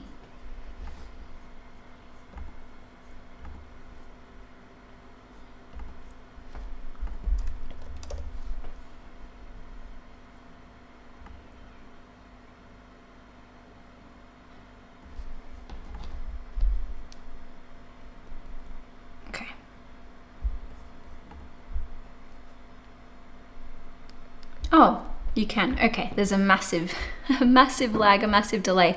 Thanks for confirming. All right, now, where were we? We were talking about Mercury entering the sign of Scorpio. So this is on the 10th/the 10th/ the 11th of September, depending where you live in the world. So Mercury is going to start transiting your first house. And sorry for all the interruptions. The eclipse is literally happening right now. So we've got Mercury transiting your first house, and this will be until the end of the month. All right. Mercury through the first house can indicate there's a lot of mental activity, but also we're usually quite busy when this transit rocks around. So there can be lots of phone calls, texts, emails that you need to deal with, and maybe talking to lots of friends, or maybe networking opportunities that arise. There can be lots of writing coming through. So when I say writing, I mean content creation. So writing, maybe working on documentaries, putting things out on your social media channel or blog post, whatever it is. So it can be a very fruitful time for you as it relates to anything to do with communications. And on the same day, the next day, so around the 12th or the 13th, if you live in Australia like me, we will have the new moon in Virgo. So this is occurring in your 12th house at 18 degrees. Fortunately, there are some harmonious aspects going on. It's just actually a simple sextile to Mars in Cancer in your 10th house. So long story short, when we have a new moon in the 12th house, especially when it's positively aspected, sometimes we don't feel it. It could even just be that you are discovering a new spiritual practice. Maybe this is to do with meditation, something to do with introspection, such as journaling, yoga, or perhaps you are looking at going deeper in terms of your astrology learnings or esoteric learnings and practices. And there's certainly a healing opportunity coming up around this new moon. So maybe it's getting a reading, maybe it's your own reading material, what you're consuming that is along the subject lines of things like psychology, self-development, self-help, astrology, like anything of an introspective nature. All right. So there can be like an energetic upgrade that comes through with this new moon. Now, moving along, Libra, we've got Chiron re-entering the sign of Aries. So this will be on the 18th of September. Chiron will spend the next couple months or so in Aries in your 7th house. And this is going to be felt more so if you're a Libra in the last 5 or 10 degrees. Okay, so especially around 27 to 29, but we can say even 20 to 29 degrees Libra. In any case, this is closing out a several-year chapter, and it's about tying up loose ends with a former connection, relationship, partnership. It can be someone who recently left your life, or a breakdown in a connection, or it can even be something from years ago, right? It can even be, let's say, like a friendship that didn't work out, maybe from childhood. It could have been a best friend. All of this is to say that Chiron spending these last few moments in Aries before it formally steps into Taurus for several more years is all about overcoming grief, heartbreak, and honestly just the pain of a connection or a relationship that didn't work out as you planned. It didn't go the way that you thought it would. And also, if there's someone in your life who passed away, who you were in a relationship with, there can be a lot of heartache and grief that resurfaces around this time, even if it was many years ago. So all of this is to say, Libra, just be mindful that around the 18th, it may be emotional for you, but even those couple months from the 18th onwards, you may have to actively work to close out that chapter. So as an example, if this is someone you used to be in a relationship with, maybe it's like we are divvying up our valuables or our possessions or what have you. So moving along to happier themes, your season is going to start. Libra season will begin on the 23rd of September. So this is your time to shine, your time to come alive, feel more creative. And also this can see there being a boost in terms of your energy levels, your vitality levels. If you're a Libra sun, let me know when your birthday is so we can all wish you a very, very happy birthday.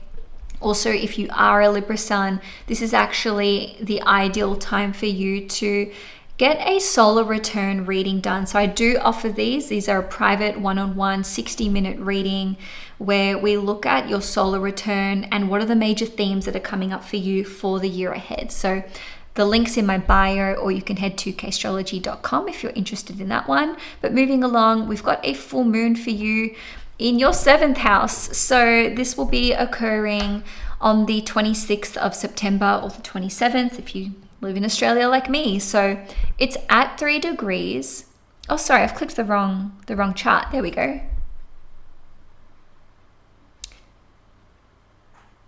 Why is this?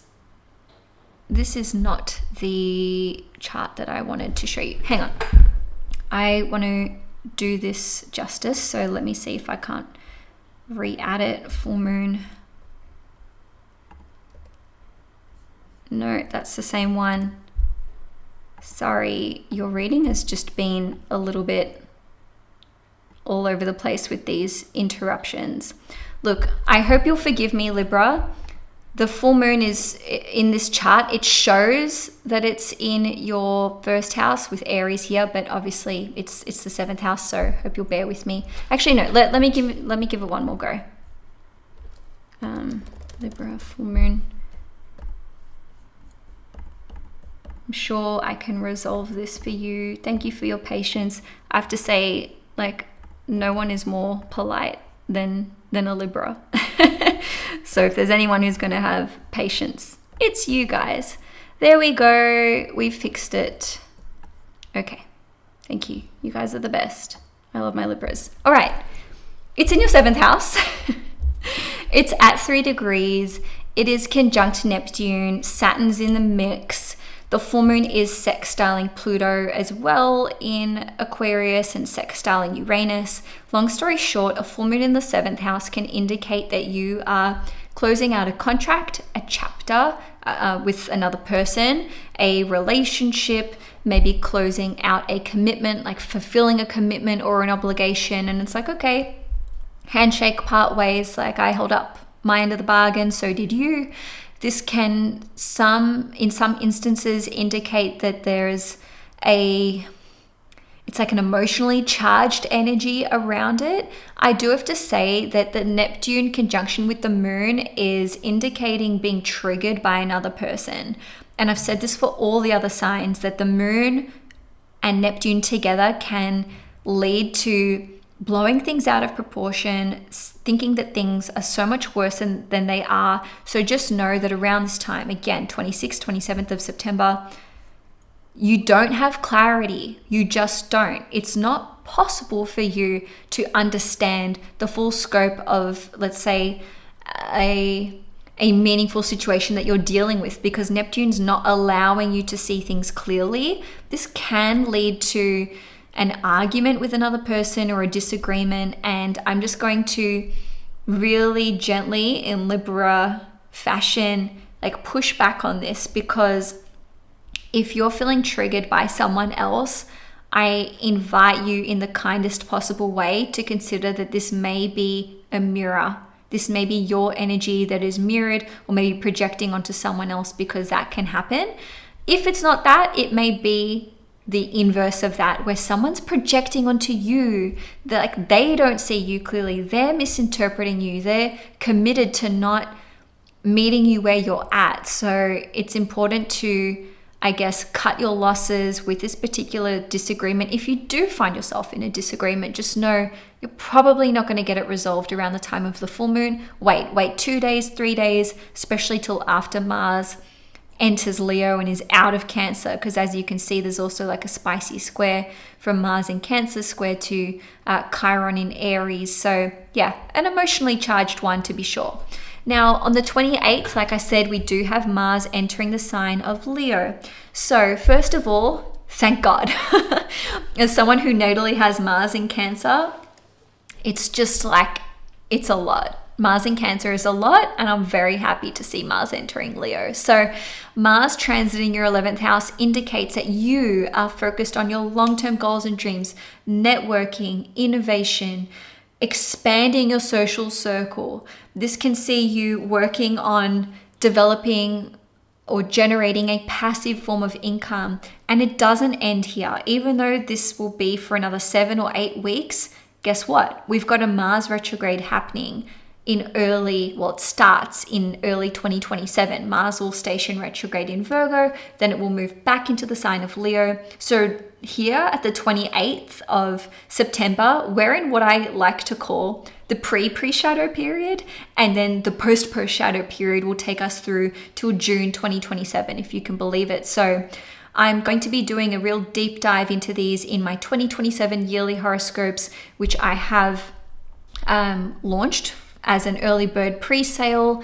If you missed it in my intro, just telling you here, if you want to see what is entailed, what is covered, I've got a link in the description box below that you can check out.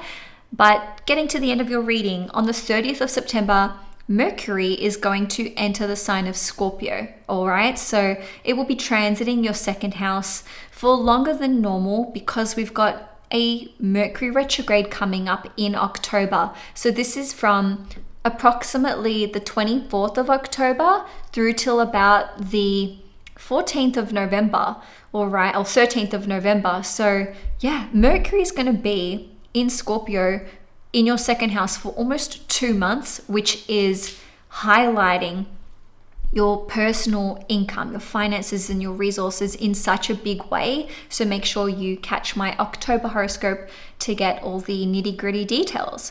So Libra, that's all I have for you for your September horoscope. Happy birthday again. Enjoy your season. Please subscribe to the channel if you haven't already, and give the video a thumbs up, only if you enjoy it, of course. Hopefully you did.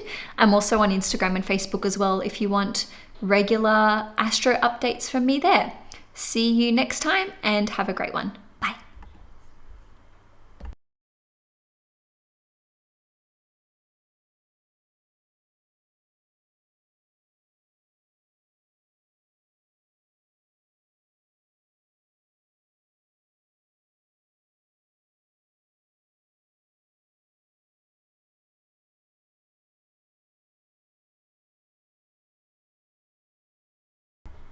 Hi Scorpio Sun, Moon and Risings, welcome to your September 2026 horoscope. So for the whole month, we've got Venus in its pre-shadow period. So that means that we really need to pay attention to what is happening this month, because we're going to be unpacking this across October and November when the real retrograde starts. And for you guys, it's a big deal. We are going to have a double retrograde in Venus. So Venus in Scorpio and Mercury in Scorpio. So seriously, September, October, November, this is a pivotal time for you. This is so transformative. So make sure that you listen to this horoscope. And basically, it's not just in your 12th house. We've also got Venus retrograde partially in your 12th house. So first house, 12th house. So there's so much coming up around your personal will, decisiveness, taking action, and you carving out a new path for yourself and a new chapter. So really it's a transformative time, but then also you're having to really go deep into self-limiting behaviors, self-sabotaging behaviors, and so on and so forth. So September is really the preamble to October and November and what is going to be fleshed out and revisited. On the very first of the month, we have Jupiter in Leo in your 10th house, trining Saturn in Aries in your 6th house, and within just a few hours, we're going to have Mars in Cancer squaring Saturn in Aries as well, Mars being your chart ruler. So in a nutshell, Jupiter trine Saturn, amazing, rare. We only see this every few years, so it is very supportive in terms of your public reputation, your career, your high level responsibilities, being seen, like visibility, right? But then Mars in your 9th house squaring Saturn in your 6th house, there can be doubts about, is this a path, your vision for your future? It's like a push and pull energy. On one hand, there's like a lot of confidence around the direction you want to go in, and maybe there's support from like your employer or other people who are cheering you on and encouraging you to make changes, maybe to your work or to achieve certain health goals or integrate new habits and routines. But then the square with Mars to Saturn is like, can I really implement this? Will this actually work in my favor? Okay, so it's about overcoming doubts, I want to say, in those first few days of the month. On the 10th, Venus is going to enter the sign of Scorpio. So as I started off your reading by saying Venus transiting Scorpio in your first house, this is not just your everyday run-of-the-mill Venus transit because of the retrograde piece. So Venus will station retrograde on the 3rd of October. So be mindful in particular of what comes up for you, not just in early September, but especially from the 10th once it's in your sign, because this is where you have more control, more power, more autonomy. And there can be a big investment in yourself, in your appearance, in things that are going to enhance your appearance or how you feel about yourself. Okay, so it doesn't have to be superficial, right? But it's like the inner work that I'm doing is going to show up on the outer. And Venus in Scorpio in the first house can also indicate that there's an opportunity for you to go into partnership with someone else. Maybe this is a romantic relationship, maybe this is a friendship or a collaboration or combining resources with another person. So these are all important things to consider. Just be mindful that this is an emotionally charged time, so there can be lots of things that rise to the surface, especially if it is like, I mean, trigger warning, but past relationships or even heavier topics, things that you may have experienced in certain relationships that are needing to be or presenting as an opportunity to be resolved, to be healed, to be transformed, and ultimately transcended. Okay, so that I think is a big theme that's coming up for you. On the same day, well, within a few hours, on the 10th of September or the 11th, if you are in Australia like myself, Mercury is going to enter the sign of Libra. So Mercury is going to be transiting your 12th house until the very end of the month. So Mercury transiting the 12th house can show up as wanting to go deeper with astrology, with esoteric material and content. It can be a time where you are really practicing breath work, meditation, or just exploring things or techniques, I should say, that are going to help still the mind. This can also be a very introspective time, and there can be breakthroughs if you're working with, say, a therapist or a psychologist or doing your own deep dive into such matters. So on the 12th or the 13th, if you're in Australia, we will have a new moon in Virgo. So this will be occurring at 18 degrees in your 11th house, and it is sextiling Mars in Cancer in your 9th house, which we love to see. So ultimately, this can play out as a new long-term goal that you are becoming aware of, or you're like setting goals, setting intentions. This can be you applying for some form of, let's say, a concession, a grant, or a pension.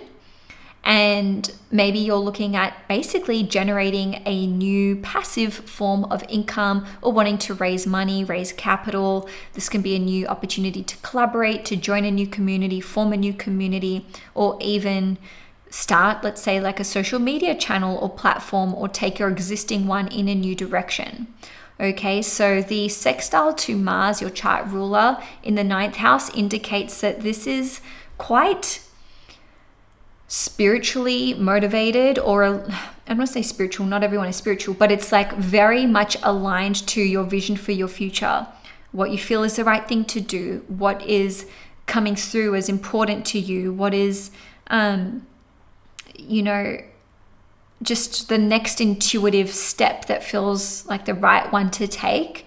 Now you'll see that this does coincide with Venus opposite Chiron at 0 degrees. So Venus in your first house opposite, not sure if you heard that. Chiron in Taurus in your 7th house.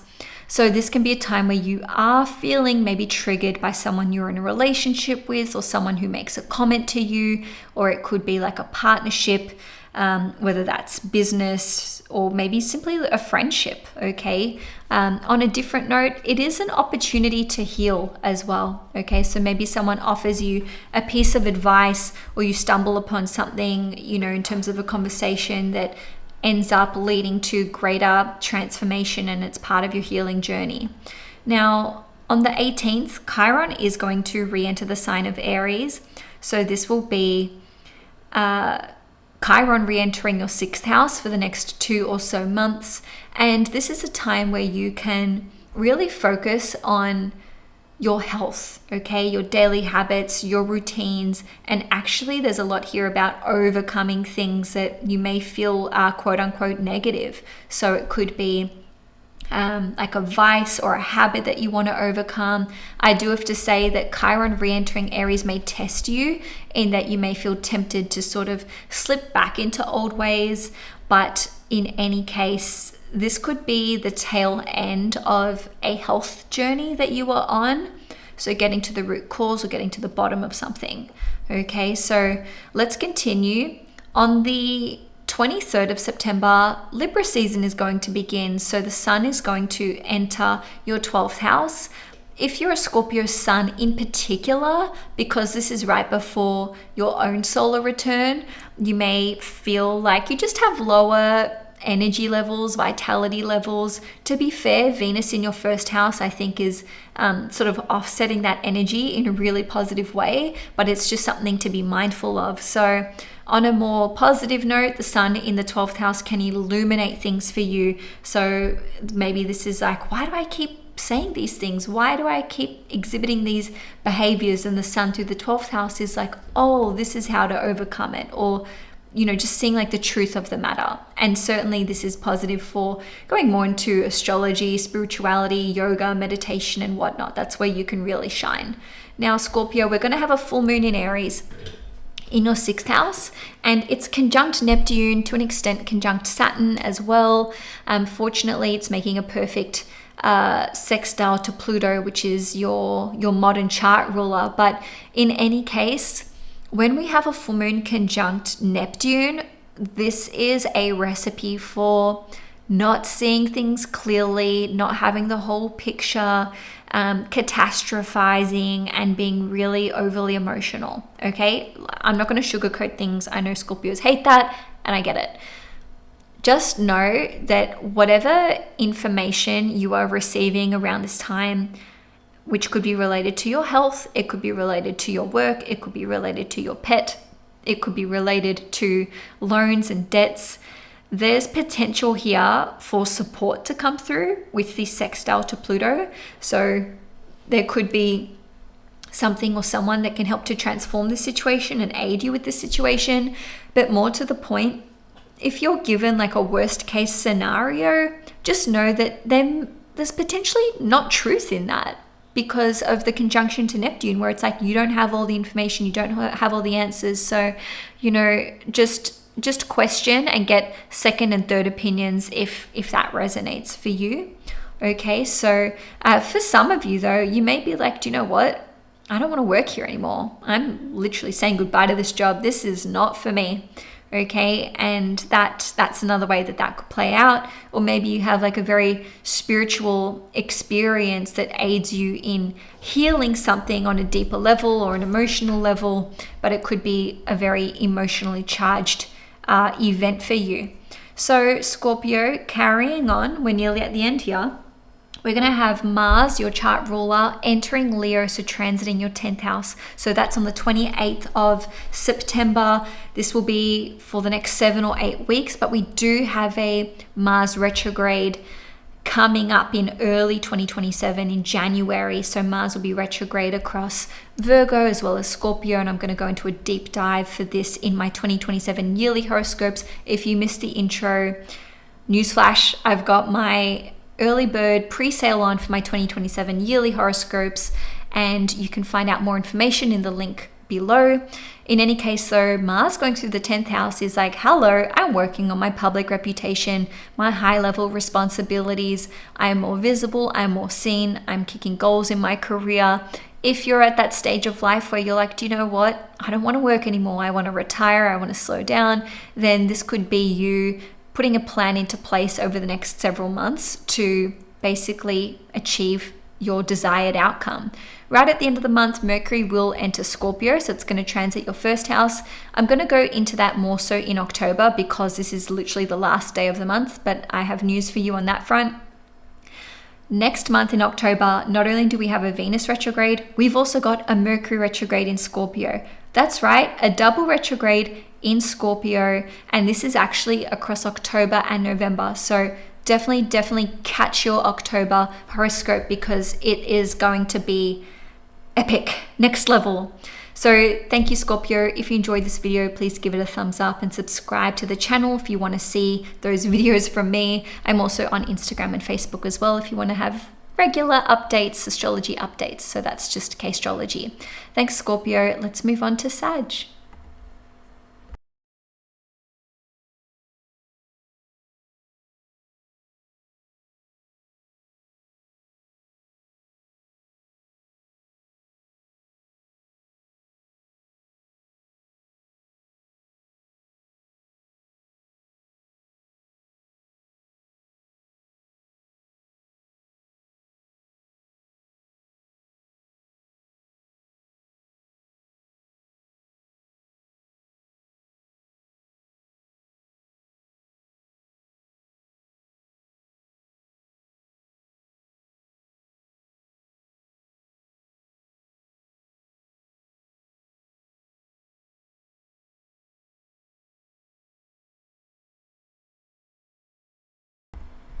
Hi Sag, welcome to your 2026 September forecast.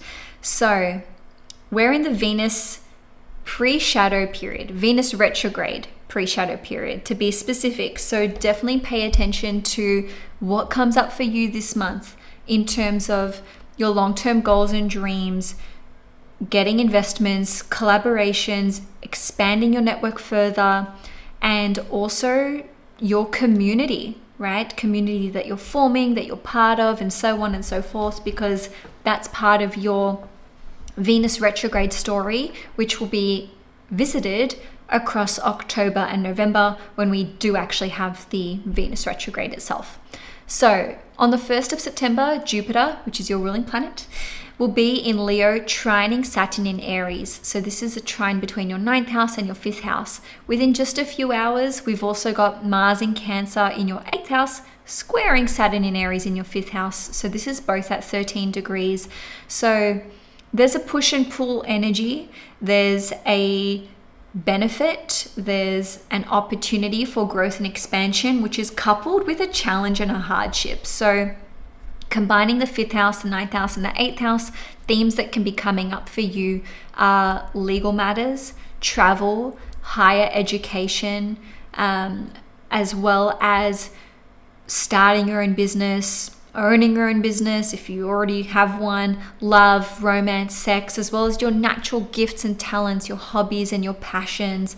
And then we can throw into the mix mutual resources, so investments, assets, joint bank accounts, as well as things like child support money and alimony money. So you'll find out for yourselves how this is all going to fit together, but just know that Jupiter trining Saturn from the 9th to the 5th is like, you've got this, you can overcome it. I do see things going your way. I mean, it's a general reading, so I'm speaking very, very broadly, but things can go your way in terms of something to do with education, travel, a legal matter, or your relationship with, say, like a coach or a mentor. All right, so just something to be mindful of. Then on the 10th of September, we've got Venus entering Scorpio. So Venus transiting your 12th house. This is going to be a really big transit over the next couple months because we've got our Venus retrograde across Scorpio and Libra. So that's the 12th house and the 11th house. Venus in the 12th house can be transforming your relationship, intimacy, finding out the truth about someone that you are in a relationship with or partnership with. On a different note, this can be deep healing. Maybe this is healing through esoteric practices, I don't know, things like hypnotherapy or meditation, like having a really spiritual experience, or even something to do with lucid dreaming, astral travel, going off the deep end now, but I'll just park those things with you.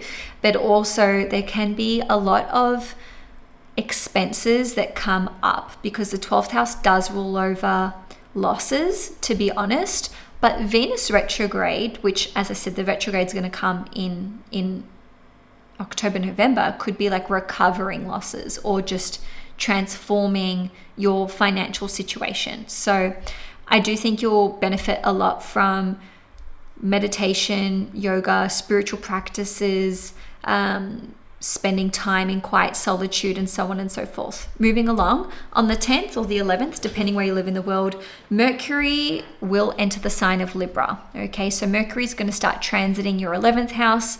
And so here there is a focus on your wider network, thinking a lot about your long-term goals and plans for the future, maybe communicating with people online, or just thinking about your network and trying to establish that further. There may be opportunities for you to network and expand that network as well between the 10th and the 30th of the month.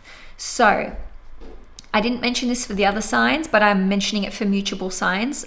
Around the same time, so the 10th or the 11th, if you're in Australia, Uranus will station retrograde in Gemini in your 7th house at 5 degrees.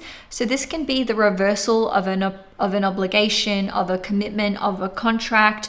This can be doing a 180 in terms of your like relationship with another person. That can be romantic, that can be a client. It can even be an opportunity that kind of boomerangs back from the past, where you thought something was done and dusted, and then out of nowhere it's like an unexpected communication or correspondence. So the Sagittarians who will feel it the most will be 5 degrees, even like 2 up to 8 degrees, but maybe the first decan, the first 10 degrees, but yeah, certainly around 5 degrees Sagittarians, you would feel it more so. On the 12th or the 13th, if you're in Australia like me, we've got the new moon in Virgo. So the new moon in Virgo, as you can see with the chart on the screen, is going to be occurring in your 10th house. And yes, this is at 18 degrees. So new moons in the 10th house can be extremely activating. Fortunately for you, this one is sextiling Mars in Cancer in your 8th house. So long story short, this can indicate that you are starting a new chapter or planting these seeds of something new that relates to your public reputation, your career, your status, your high-level responsibilities. Maybe this is about your future work employment opportunities. Maybe this is something to do with the government or working with an establishment or an institution. And I just want to say this, the sextile to Mars in Cancer indicates some kind of positive avenue that you can explore that can support you financially or in terms of shared assets, shared resources, and so on and so forth. So it's a positively aspected new moon, although that opposition between Venus in Scorpio and Chiron in Taurus is kind of hectic. So I do think it'll be an emotionally charged time, but with a positive outcome or result. Just remember that with new moons, sometimes we are just not even aware of what new chapter is beginning, or it's not super obvious because, you know, the moon is just in such like it's its beginning phase, is it not? But because it's in your 10th house, there is something that's going to materialize from it. Just watch this space over the next several weeks or even months. So Sagittarius, on the 18th of September, Chiron will re-enter Aries. So it is going to go back into your 5th house. For you guys, first of all, it's trining you, which is positive, but Chiron wants to heal something. That is its primary function. So this is about healing a wound that relates to 5th house themes. Let me throw some at you. Creativity, being seen, joy, confidence on a different level, love, romance, sex, relationships on a different level, children, whether that's children that you have, so healing your relationship with them or them going through a healing journey, or your own experience with being a parent, or maybe not being a parent. Like if that's something that's just quite literally not on the table for you anymore, then it can be healing from that. Just a little disclaimer here. I, as a professional astrologer, am of the belief that your birth chart is not capable of showing if someone is quote unquote infertile or not. And I would never, ever, ever say that or even think that when I look at a birth chart.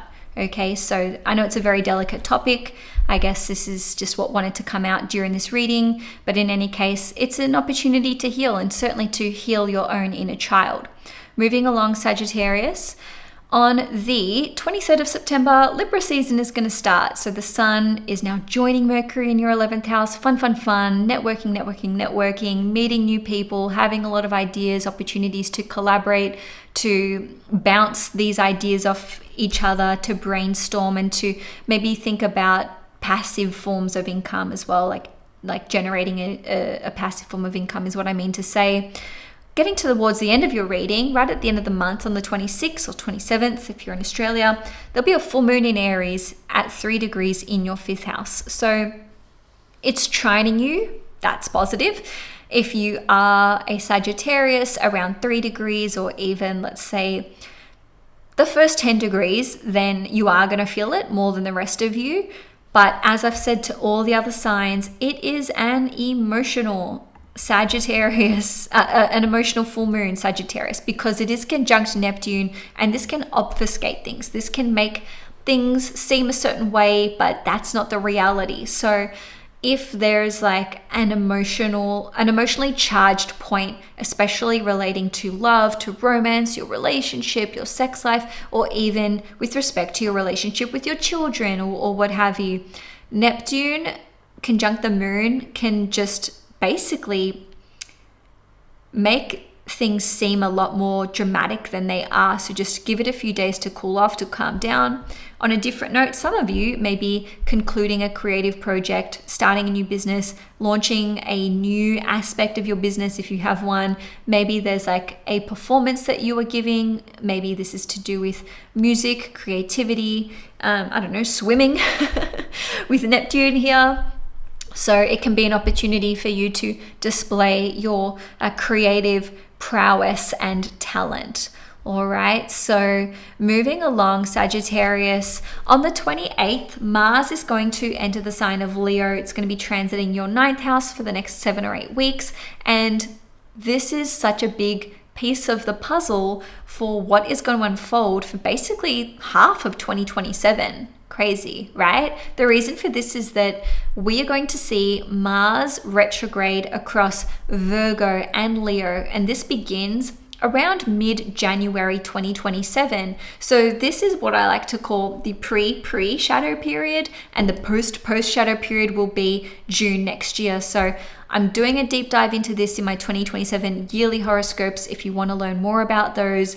As I've said in all the other signs, my early bird pre-sale starts now, so the link's in the description box below. That ends on the 10th of September, and each horoscope is going to be like 2 hours long. I really put my heart and my soul into these. I've done 3 in the past and they've all been epic. Anyway, Mars through the 9th house can see you putting a lot of energy and effort towards your belief systems, education, mentorship, coaching, teaching, learning, legal matters, travel, visas, permanent residency, publishing as well is another function of the 9th house, so getting something published. And Mars will be basically trining you on and off for months, and that is so positive for willpower, ambition, and just winning. So on the 30th of September, Mercury is going to enter the sign of Scorpio, so it's going to be transiting your 12th house. And newsflash, we've got a Mercury retrograde in Scorpio next month. So the Mercury retrograde is in October, November. So that's a double retrograde, Sag, for Venus and Mercury. That's crazy. So make sure you catch your October horoscopes for, well, next month, obviously, and subscribe to the channel if you want to get updates from when my videos are out. And also, I've got a mailing list. I send out a newsletter every month, which I just started recently. I'm loving it. And you can also follow me on Instagram and Facebook if you want more regular updates from me. So now, thanks, Sag, and let's move on to Capricorn.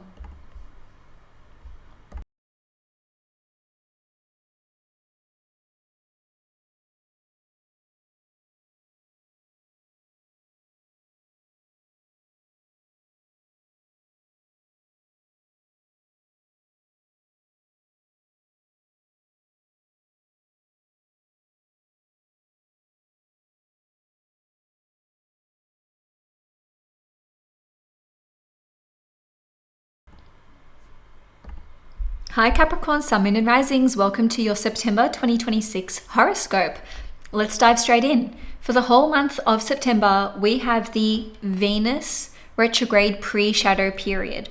This is important for you because Venus is going to be going back and forth over your midheaven, your 10th house, the very top of your chart, basically between now and November. So the actual retrograde won't start until October 3rd, but I do advise you to pay really close attention to what opportunities come up around your career.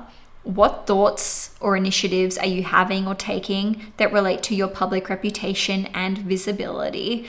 And are there any institutions or establishments that you are trying to get basically a foothold with, or that you are liaising with or in contact with? Because this can be a very important piece of the puzzle as we get into October and November when we have the retrograde. So basically, Venus is in Libra for the first 10 days of the month, and then it moves into Scorpio. So your retrograde activated houses will be the 10th house and the 11th house, especially across October, November. On the very 1st of September, we have a couple things happening. It's like a push and pull energy, as I've described it for the other signs. We have Jupiter and Leo in your 8th house, trining Saturn in Aries in your 4th house, and then within a few hours, Mars in Cancer in your 7th house, squaring Saturn in Aries in your 4th house. So the trine is really supportive. This can indicate that there is help and, I use the word again, support, which can come through in the way of finances, resources, moral support, emotional support, or things, you know, eventually going in your favor as it relates to shared resources. Okay, so that can be bank accounts, investments, child support, alimony money, etc., etc. But it does look like there's that clash coming through with Mars in Cancer square Saturn in Aries. So this can be a clash with your family, with your significant other, with someone that you live with. This can be discord or just things not quite going to plan when it comes to your living situation or your personal sense of security. So that's the challenge that you'll need to contend with in the first few days of the month. But support is available if you ask the right people or you accept what is being offered, which is a lot easier said than done for Capricorns. I know you guys like to be a one person show and not ask for help, but like as a Virgo moon, I get that. So on the 10th, we've got Venus entering the sign of Scorpio. So Venus will be transiting your 11th house. I repeat, pay attention to what's happening here because you will unpack this with the retrograde in October and November. Venus transiting the 11th house through till well and truly into October indicates that there is this big focus on your wider network, your community, your long-term goals and plans for the future, passive forms of income, collaborations, and also things like humanitarian causes, human rights, or just the things that you want to invest your energy and your time into, like into such things, because this is just such a community oriented house. And there's also really scope for extending your network further. So maybe there are going to be networking opportunities that come up over the next few weeks, and there's potential here to underestimate how important a certain community is or connections that you make. And over the course of the next, well, actually 3 months, it's like, oh, this person's turned out to be a really good friend, or we're going to work together, we're going to do business together, or what have you. So I'll park that there with you. On the 10th or the 11th of September, 11th for those in Australia, Mercury is going to enter the sign of Libra. So Mercury is now transiting your 10th house. And this can be a time where you can have those tricky conversations with a boss, with an exec, with someone who's in like a high level position, or maybe they have a lot of authority. So there is this like leeway to actually get your way, but it's like a win-win situation, right? Because it's Libra. So it's about harmony, balance, fairness. And this can be a time where what you say, what you communicate can reach a lot of people, whether that is a speech, an online share, something that you've written, something that you've created, produced, or what have you. So Mercury going through the 10th house can give you a lot of visibility in that department, as I mentioned.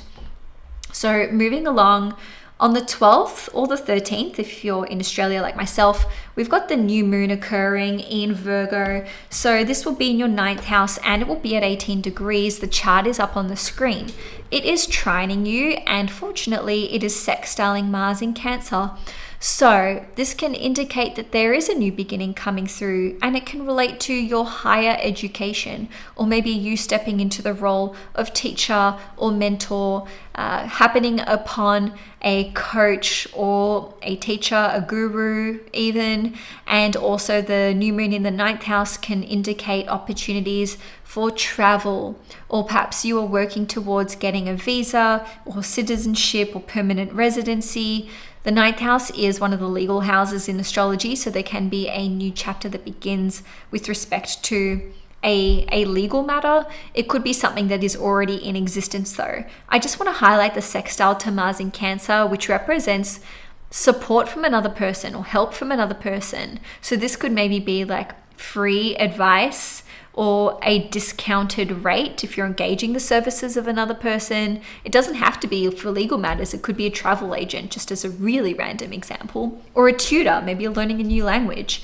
The 9th house is also associated with publishing. So this could be about getting your work published. Ultimately, the 9th house is a very spiritual house, and it's associated with your belief systems, whether these are political, religious, philosophical, but ultimately it's about what's your vision for your life? How do you make sense of the world? And so the new moon in the 9th house could be bringing something up to the surface where this starts to shift in a really positive way, again, because of that sextile to Mars. So moving along, Capricorn, we have Chiron re-entering Aries on the 18th of September. So this will be its last little run through Aries in your 4th house for the next 2 or so months. I know things have been tough with family, right? With your maybe property situation, your living situation, Chiron going through the fourth house or the angular houses for first, fourth, seventh, 10th. That's not easy. Fortunately, this is like the last little bit that you have to deal with until you're completely done. Okay, so what this means is that from the 18th of September, for the next 2 or so months, there's going to be things coming up around healing, family relationship with parents, with children. Maybe this is ancestral healing when it comes to your lineage, your roots, and basically, what do they call it? Breaking the cycle. Yeah, that feels very much aligned with this transit and how it can be playing out. This can basically be you healing your inner child, healing on a deep level, healing something that relates to your upbringing. Okay, so these are all things to just be mindful of. The Capricorns who will be the most impacted will be those around 25 to 29 degrees. Okay, so I'll park that there with you. On the 23rd, Libra season begins. So the sun is going to enter your 10th house. Now it's joining Mercury. And so this can be a time where, again, there's a lot more visibility. You're a lot more driven. You have got more willpower, more energy to put towards your career, towards your high-level responsibilities. You will be so much more visible with the sun as well as Mercury here. And there may actually be an invitation or really a request for you to take on more of a leadership role or just more responsibilities. Maybe you're already a leader, you know, there are more Capricorn CEOs than any other sign. So like maybe you're already at the top, but this is like, how much more can I take on? I want to expand. I have more goals. I've got more juice to squeeze out of the lemon, let's say. On the 26th or the 27th, if you're in Australia, we've got the full moon in Aries in your 4th house at 3 degrees. The chart is on the screen. It's conjunct Neptune. Saturn's in the mix. Thank God it is sextiling Pluto, because this is an emotional one. Why do I say it's emotional? First of all, it's in your 4th house squaring you. It just is. Second of all, it's conjunct Neptune. So this can make things seem more, I guess, like a big deal than what they already are. Let me say that again. You may be blowing things out of proportion with this conjunction to Neptune. Maybe it's not you, maybe it's your parents, maybe it's your kids, maybe it's someone that you live with. Okay, but the full moon conjunct Neptune is like, we're not seeing things clearly. We don't have like all the pieces of the puzzle. We don't have the full story. Okay, for others of you, this may be the desire to relocate, to sell, to up and leave. So there could be something coming through around like the end of a chapter for your living situation, or maybe like a family home. Maybe it's saying goodbye to your home or somewhere where you live, or something that you have like an attachment to. Okay, so it's definitely an emotional one. Moving along though, Capricorn, on the 28th, we'll have a full moon in Leo in your 8th house. So what am I saying? Mars is going to enter Leo in your 8th house. Sorry. So Mars is going to transit your 8th house for like the next 7-8 weeks. And this is important because we are not stopping there. We've got a Mars retrograde in 2027. It starts around mid-January in Virgo, then it eventually retrogrades back into Leo. And this first little glimpse of Mars entering Leo right at the end of the month, so Mars entering the 8th house, is basically the precursor for what you are going to be working on between then and June 2027, because that's when Mars is like completely out of that's when the whole like post shadow period is over. So long story short, Mars is very competent in the 8th house because it's naturally associated with the 8th house. So Mars going through the 8th house to me indicates you're focusing on your mutual resources, assets, joint bank accounts. A lot of the time it might be cutting things out. Okay, I'm no longer paying for this. I'm no longer paying for that. Let me like sever ties. It could even be going and doing some really deep work on a psychological level, introspective level, maybe even a new sexually intimate relationship that sparks around this time. But ultimately, it's an extremely transformative energy. So Mars going through the 8th house, there is a big focus on deep research, getting to the truth, getting to the bottom of things, psychology, therapy. Even if that's for yourself, it's like, let me overcome these self-limiting beliefs, these fears, these restrictions, and let me just transform. Okay, so right at the end of the month, we've got Mercury entering Scorpio on the 30th. So Mercury will transit your 11th house. I will discuss that next month more so, because right at the end of the month, I mean, the month is over, but just know that we've got a Mercury retrograde happening in October, just to, you know, add to the intensity with the Venus retrograde. So Capricorn, if you enjoyed this video, please give it a thumbs up. If you want to see more content from me on here, subscribe to the channel. I'm on Instagram, I'm on Facebook, and if you missed my intro, I have just launched my 2027 yearly horoscope early bird pre-sale. Now that I'm saying it to you, that's quite a mouthful, but basically there's early bird pricing up until the 10th of September, and I'm going to be getting to work on those videos really soon. So you can learn more by clicking on the link in the description box below. Thanks, Capricorn. Let's get on to Aquarius now.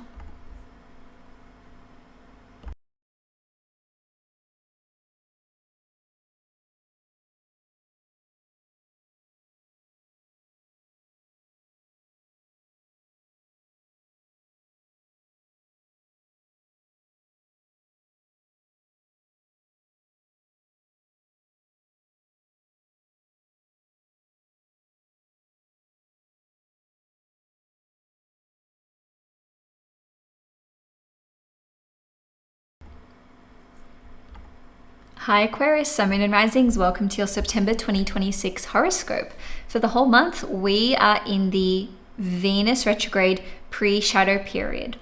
And so it's really important to pay attention to what's coming up for you as it relates to travel, as it relates to education, as it relates to legal matters, your belief systems, whether this is to do with philosophical beliefs, spiritual, religious, etc.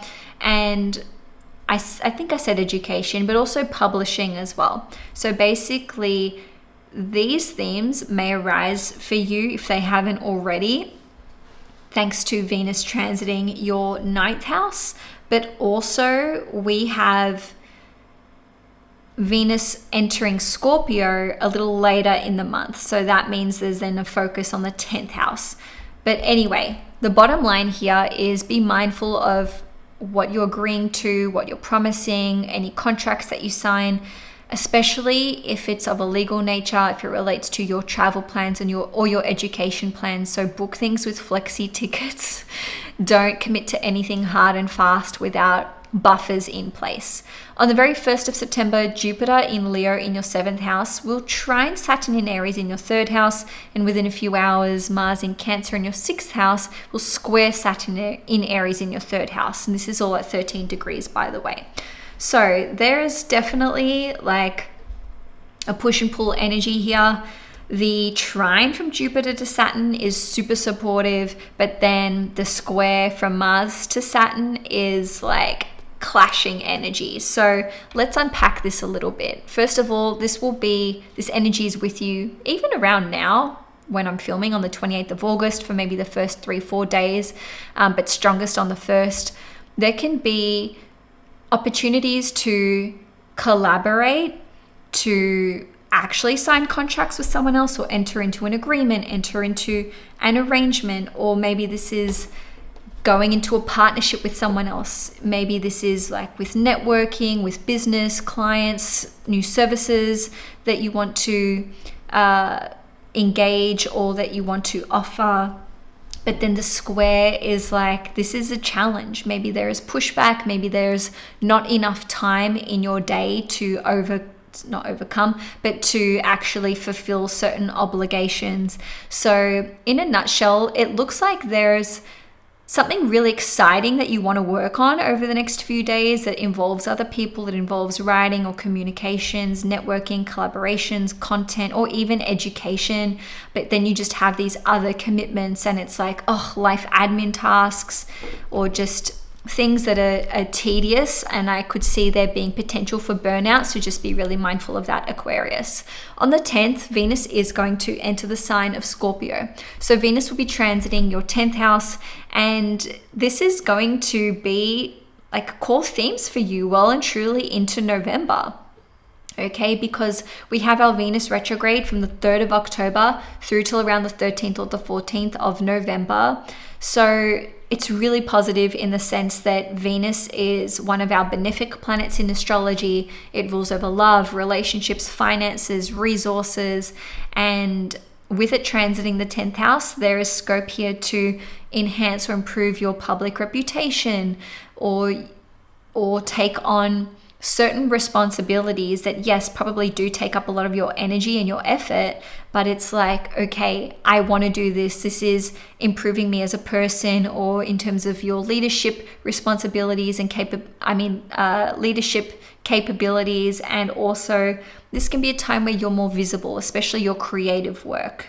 And maybe you're making your relationship public, or there is some sort of status shifting with your relationship. Again, this could be romantic, or potentially a business partnership. But in any case, I do think that whatever's coming up this month, you're going to be workshopping it in October, in November, so things are probably not going to be final, and certainly I would read the fine print of any contracts that you're looking at entering into.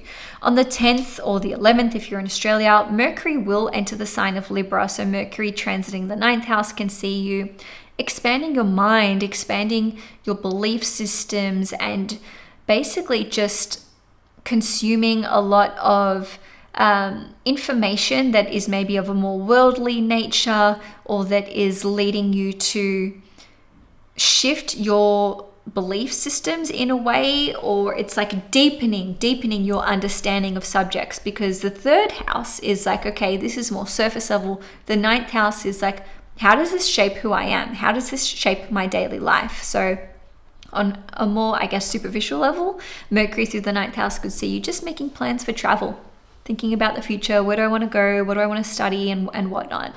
So on the 12th or the 13th, if you're in Australia, we've got the new moon in Virgo. This is in your 8th house and it is at 18 degrees.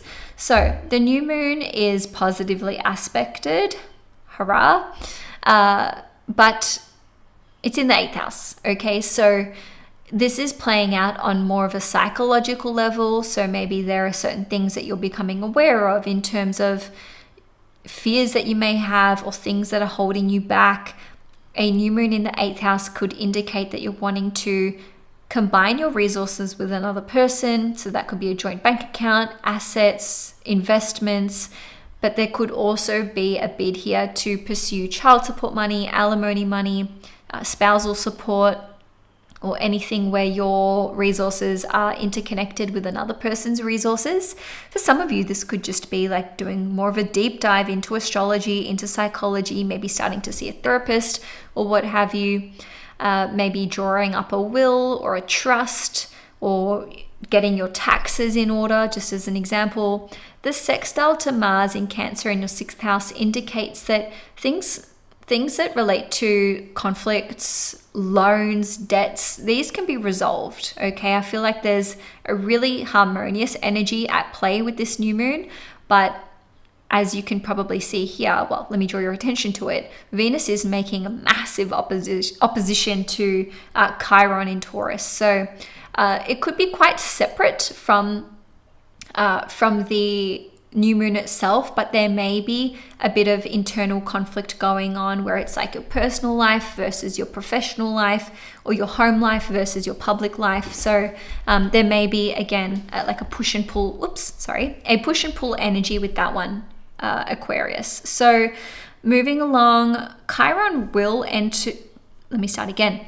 On the 18th of September, Chiron will re-enter Aries in your 3rd house. So this is closing out a transit that's been going on for several years now. I think it's about 7 or 8 years. And the third house is about friendships, siblings. It is your extended relatives. It's also how you communicate, your mindset, projects, and it's one of the networking houses or one of the social houses. So Chiron, spending the next couple months or so here, is asking you to heal something that relates to one or more of those topics. So it can be a relationship with a friend, a childhood friend, a sibling, an extended relative, or it can be about understanding your mindset, your mind frame, and just basically finding a way to overcome negative self-talk. Okay, so that's another way that can be playing out. And do you know what's coming through right now when I look at this? It is the opportunity to actually reunite with someone who's been out of your life for a really long time. Oh my gosh, it's 333 right now, just as I said that just kind of came through. So maybe healing a connection, healing a relationship. And it feels very big. It feels like it's with someone that you... Oh, I just got emotional. Wow, okay. Yeah, there's for sure something coming up over the next couple months. It's like a connection that you maybe never thought that you could rebuild or that you never thought you could get back. All right, I'm going to move along. So on the 23rd, Libra season is going to begin. So the sun is going to transit your 9th house for the next 4 or so weeks, and it's trining you. So again, there can be a focus on your belief systems, travel, your vision for your future, feeling more creative, or maybe connecting with someone who can act somewhat like as a mentor to you or a coach to you. On the 26th or 27th, if you're in Australia, we've got a full moon in Aries. This is in your 3rd house. The moon is here, it's obviously, and it's conjunct Neptune and also to an extent the sun.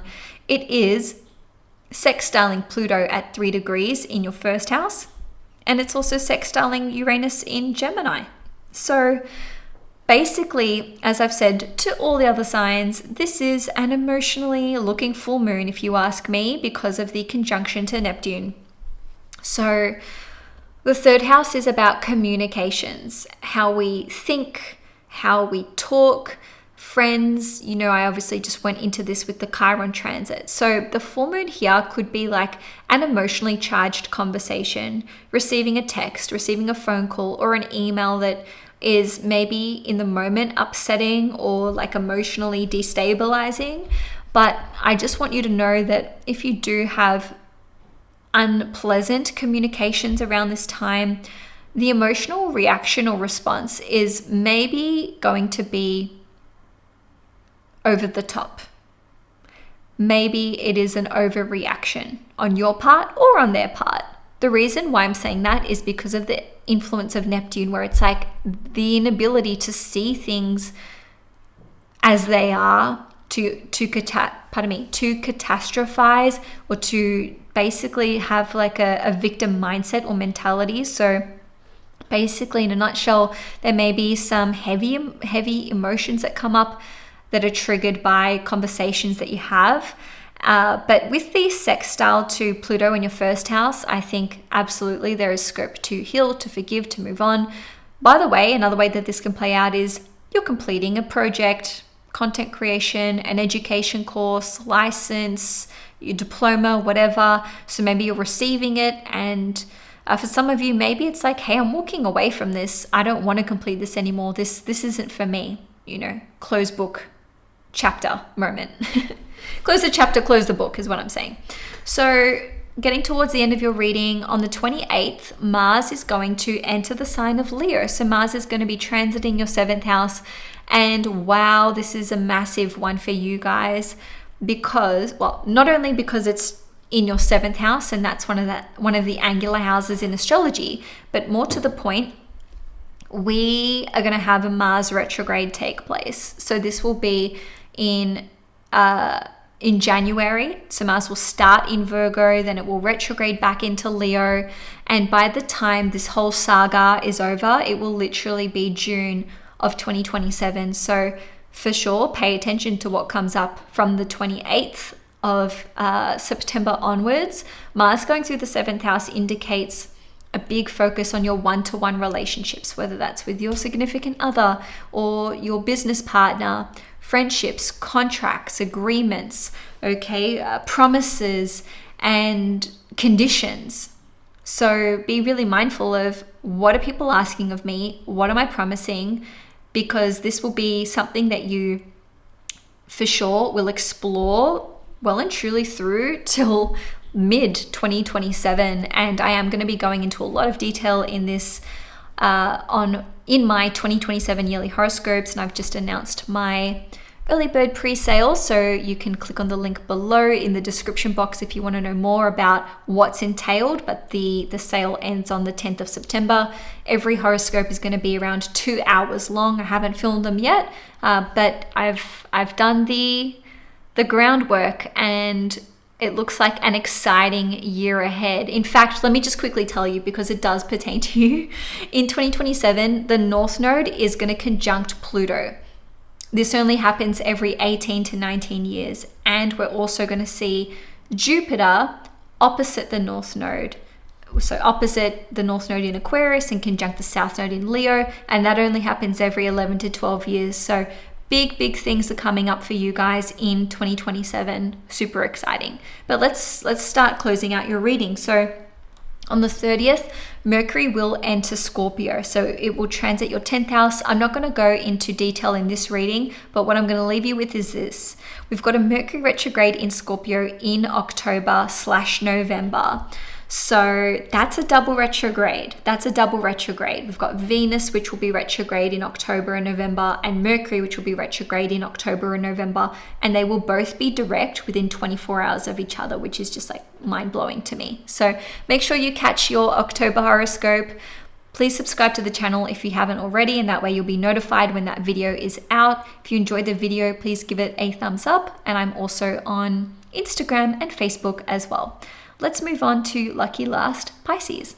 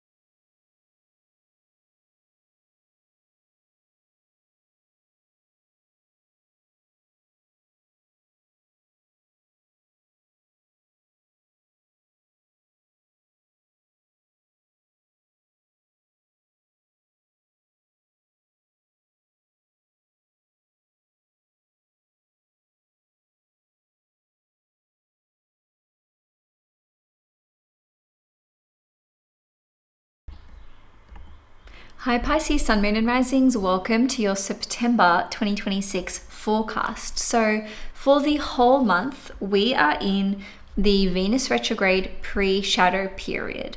So that means it's important to pay attention to anything and everything that comes up for this month as it relates to your mutual resources, shared bank accounts, shared investments, shared assets, also things like taxes, insurance money, child support, alimony, trust funds.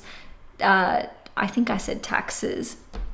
These things are going to be highlighted because Venus is going to spend some of its retrograde period in your 8th house, but also some of it in your 9th house. So basically the advice here is be very mindful of what you put in writing, what you agree to verbally, what you put in a contract, and certainly read the fine print, and any arrangements or agreements that you make to other people of a financial capacity do have the potential to shift. Like the goalposts may shift where there are things that are coming up that need to be revisited. Okay, so in a financial sense involving others, hopefully that's clear. So on the 1st of September, we have Jupiter in Leo in your 6th house, trining Saturn in Aries in your 2nd house. We've also got, within a few hours, Mars in your 5th house in Cancer, squaring Saturn in Aries in your 2nd house as well. So we've got a challenge to overcome with the Mars-Saturn square, but then we've got a lot of help and support from Jupiter. So there may be some things coming up around finances and resources that feel challenging to you, which may impact your sense of pride or self-confidence. On a different note, there's maybe an opportunity for you to invest in your skills, invest in your talents. So putting money or investing in resources that's going to help you explore, maybe starting your own business or some kind of creative project or creative pursuit. Jupiter and Leo in your 6th house, trining Saturn in Aries in your 2nd house, indicates that there's potential to commit to daily habits or regular habits and practices and routines that are really going to be supportive for you. I just want to underline something. Jupiter trining Saturn only happens once every few years. This is not a common transit. It is quite rare. So this is an opportunity for you to invest in your health, invest in nutrition, invest money or resources into the things that are going to support you or help you in terms of your own health, in terms of your own goals, your habits, all the work that you want to do. Okay, so this is like being of service. How can you show up and be of service either to others or something that is meaningful to you? Okay, so I'll park out there. On the 10th of September, Venus is going to enter the sign of Scorpio. So first of all, Venus is now trining you. Yay. And Venus transiting the 9th house indicates that there's an appetite for learning, for travel, for adventure. This can be love or romance with someone in a foreign country. So maybe while you're traveling, or maybe this is like someone who's visiting your country, but they're a foreigner. And also this can indicate that there are opportunities to learn something new, but it's like taking your existing knowledge of something to a much deeper level. And this is not like a surface level thing. This isn't learning a new technical skill. It's not like learning to draw or learning to paint. It's taking your own education of a creative art to a whole new level. Anyway, we are going to have a Venus retrograde, and that is occurring across October and November. Venus will station retrograde in Scorpio on the 3rd of October, and towards the end of the month, it will enter Libra. Okay, so the Venus retrograde is across the 9th house and the 8th house. So definitely pay attention to what comes up as it relates to travel, publishing, education, teaching, mentorship, and your belief systems too, and even import and export.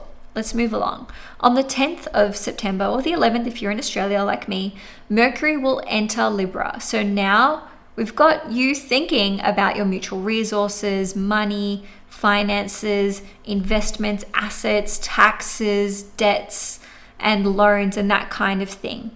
Mercury through the 8th house can be quite heavy on the mind, so I do encourage you to basically engage with practices that are going to be grounding or emotionally supportive. This can be a time where you can have breakthroughs of a on a psychological level. So maybe with a therapist, maybe with a psychologist, or just by being introspective yourself.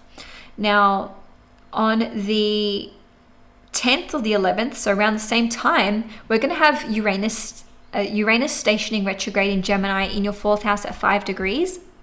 I am only mentioning this for the mutable signs, so Gemini, Virgo, Sagittarius, and you guys, Pisces.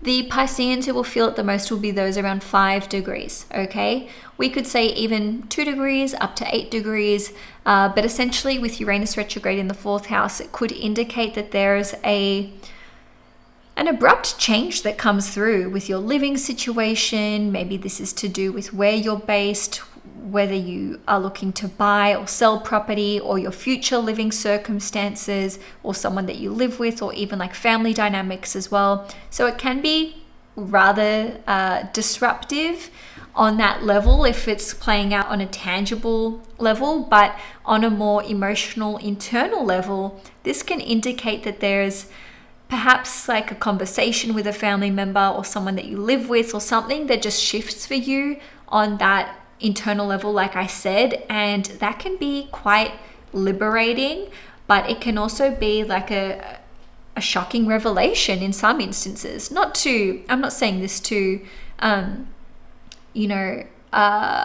to freak you guys out or anything. For what it's worth, I'm a 1 degree Virgo moon, so like this is this is happening to me as well. But sometimes this can play out as you have a realization, you're super clear on it, you're like, I'm going to do this, I know it's aligned, it feels really good, and then you share it with other people and they're like, what? You can't do that. Like, when did you change your mind? Or I never thought you were interested in pursuing this thing. So it could be that you're making a decision that is surprising to other people, or maybe it's none of the above. Okay, so on the 12th or the 13th of September, we've got a new moon in Virgo occurring in your 7th house. So I've just put it up on the screen for you. It's at 18 degrees. So here, the Pisceans who are going to feel it the most will be those at 18 degrees, or maybe even 13 degrees up till 23 degrees. So basically, a new moon in the 7th house can indicate that there is a new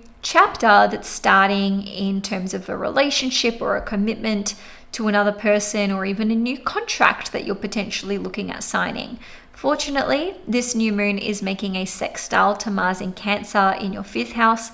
So this could actually be playing out on the level of love or romance, or something to do with starting your own business, or expanding your existing business further. For others of you, it could be engaging the services, let's say the professional services of another person, where it's like you're working in a one-to-one capacity. So for example, legal advice, a language tutor, a mentor, or you're maybe finding a study buddy where it's like, let's work together. Or this could be a new business partnership. If you are in a relationship already, this can be a mutually shared goal, or perhaps a new chapter that's starting in the life of your significant other. So I'd be curious to know how this plays out for you, Pisces. So maybe bookmark this. This is around the 12th or 13th of September.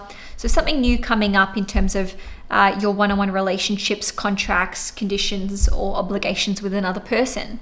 On the 18th of September, Chiron is going to re-enter the sign of Aries and that means Chiron is going to spend the next couple of months in your 2nd house. So Chiron going through the 2nd house has been a bit of a doozy for you guys in terms of personal income. Not for everyone, but for some of you.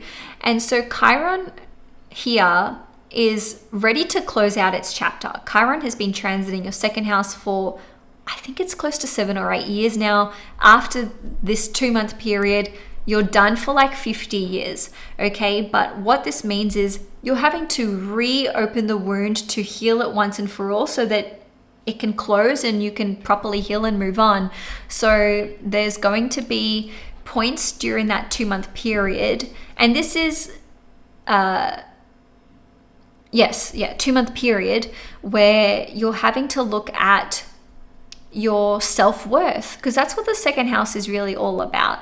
It's your self-worth, and that being reflected in personal income, how you present yourself, how you invest yourself or show up for yourself and your personal values. So there can be a lot to unpack when it comes to your personal values, your self-esteem, and also maybe, if it is relevant, healing your money mindset, especially if you feel that you've been operating under, let's say, like a scarcity mindset. So there can be a pretty dramatic transformation when it comes to your finances and resources, and it's like eventually for the better, but you're having to just dig into what is this, where is this, what is the root cause, to like get it at the root, heal it, and then move on.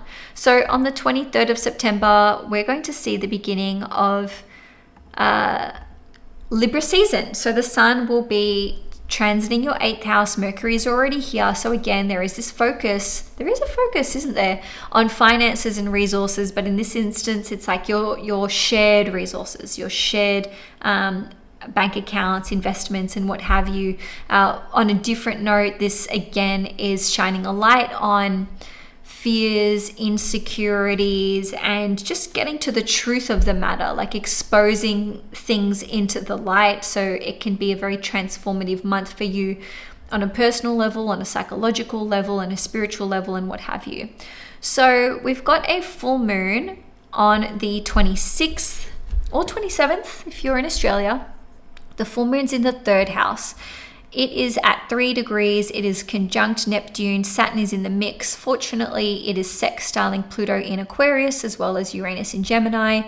And again, these themes around the 2nd house are coming up for you. So it's finances, it's resources, it's personal values, valuables, possessions, as well as things like diet. And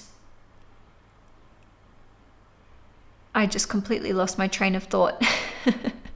I'm sure it'll come to me. So long story short, the full moon here in the 2nd house can indicate that you are maybe receiving a lump sum of money, maybe donating a portion of your finances and resources. There can be a lot of strong emotions that come up around not just finances and resources, but honestly self-worth, self-esteem, like how you feel about yourself, how you believe others feel about you in turn. And I have to say, the conjunction to Neptune, which is your modern chart ruler, can see you feeling really emotional. Okay, and I've said this for literally every other sign. The impact of, or the influence I should say, of Neptune here is like, wow, this is hitting me in the feels, this is intense, this is like just, yeah, there can be some heartache or even grief that comes up, but I repeat, it's sextiling Pluto in Aquarius. It's a perfect sextile, so, or nearly perfect. So there's such scope and potential to heal, to transform. And I also want to say that whatever strong emotions come up around this time, just know that you may not be able to fully trust what your mind is telling you, because Neptune is catastrophizing things, it's over dramatizing things. For others of you, it might play out as you are letting go of a certain lifestyle, diet, maybe foregoing something or sacrificing something. Maybe this is to do with like being gluten-free or vegetarian or a vegan or whatever. So that could be part of it. And I'll tell you this much, if you actually want to work with the energy of the full moon, I would strongly recommend that you actually donate some clothes, you donate some possessions or valuables, or you do like a clear out of the closet. And maybe you're planning to do that anyway, but the conjunction to Neptune is like, oh my God, you know, this person gave me this thing and it's so hard to part with this thing. So that could be a piece of that puzzle. On the 28th, and we are getting to the end of your reading, Mars is going to enter the sign of Scorpio. So it's going to be transiting your 6th house. First of all, this is Mars's house of planetary joy. That means this is actually where Mars is happiest, believe it or not. So Mars performs super well in the 6th house. Now, here's the other thing. This is the beginning of a very long story, because and I mean astrology, you know, peace for you, because we're going to have a Mars retrograde cycle take place in 2027.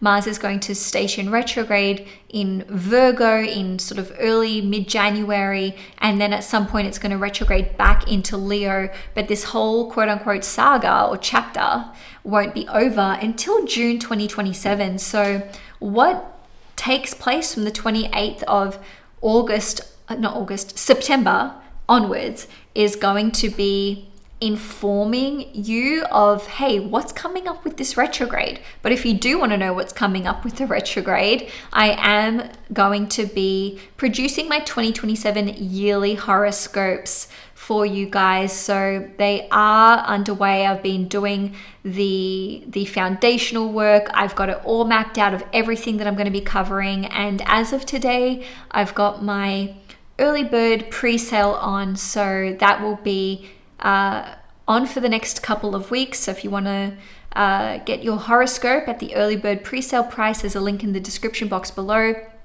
or you can just click on that to be like, what's happening in 2027? I want to know what's coming up. So Mars going through the 6th house is very much about your habits, your routines, loans, debts, conflict. So like overcoming conflicts. It's very much to do with getting healthy, getting fit, like health, nutrition, and honestly being disciplined. And the 6th house also relates to things like loans, pets, and of course work. Okay, so there's definitely like a big transformation coming through, as far as I can tell, for many Pisces. Obviously there's going to be some exceptions, but it looks like there are changes coming through to your work circumstances over the coming months. And yeah, maybe some of you are going to be starting your own business, or you're going to be working hard on projects or spearheading teams. Anyway, I won't get ahead of myself. At the very end of the month, we've got Mercury entering the sign of Scorpio. So Mercury will be transiting your 9th house. I won't go into detail now. I'm going to save that for October, but I'll leave you with this little note. We've got a Mercury retrograde in Scorpio in October and November. Okay, so that's a double retrograde. Venus and Mercury both retrograde in Scorpio. That's a big deal. Fortunately, it's trining you from the 9th house, which is amazing. Anyway, Pisces, that's all I have for you for your horoscope. If you enjoyed this video and you want to see more, don't forget to subscribe to the channel. If you enjoyed the video, please give it a thumbs up, give it a like. I'm on Instagram, I'm on Facebook if you want to see regular updates from me. And also, I have a mailing list. I'm sending out monthly newsletters and I'm loving doing that. So you can find all of those links actually to my socials, the newsletter, in the link below. Thank you so much for those of you who hung around in the live. It's always so nice to have the company here with you guys supporting me. So thanks everyone. Take care, and I'll see you in October.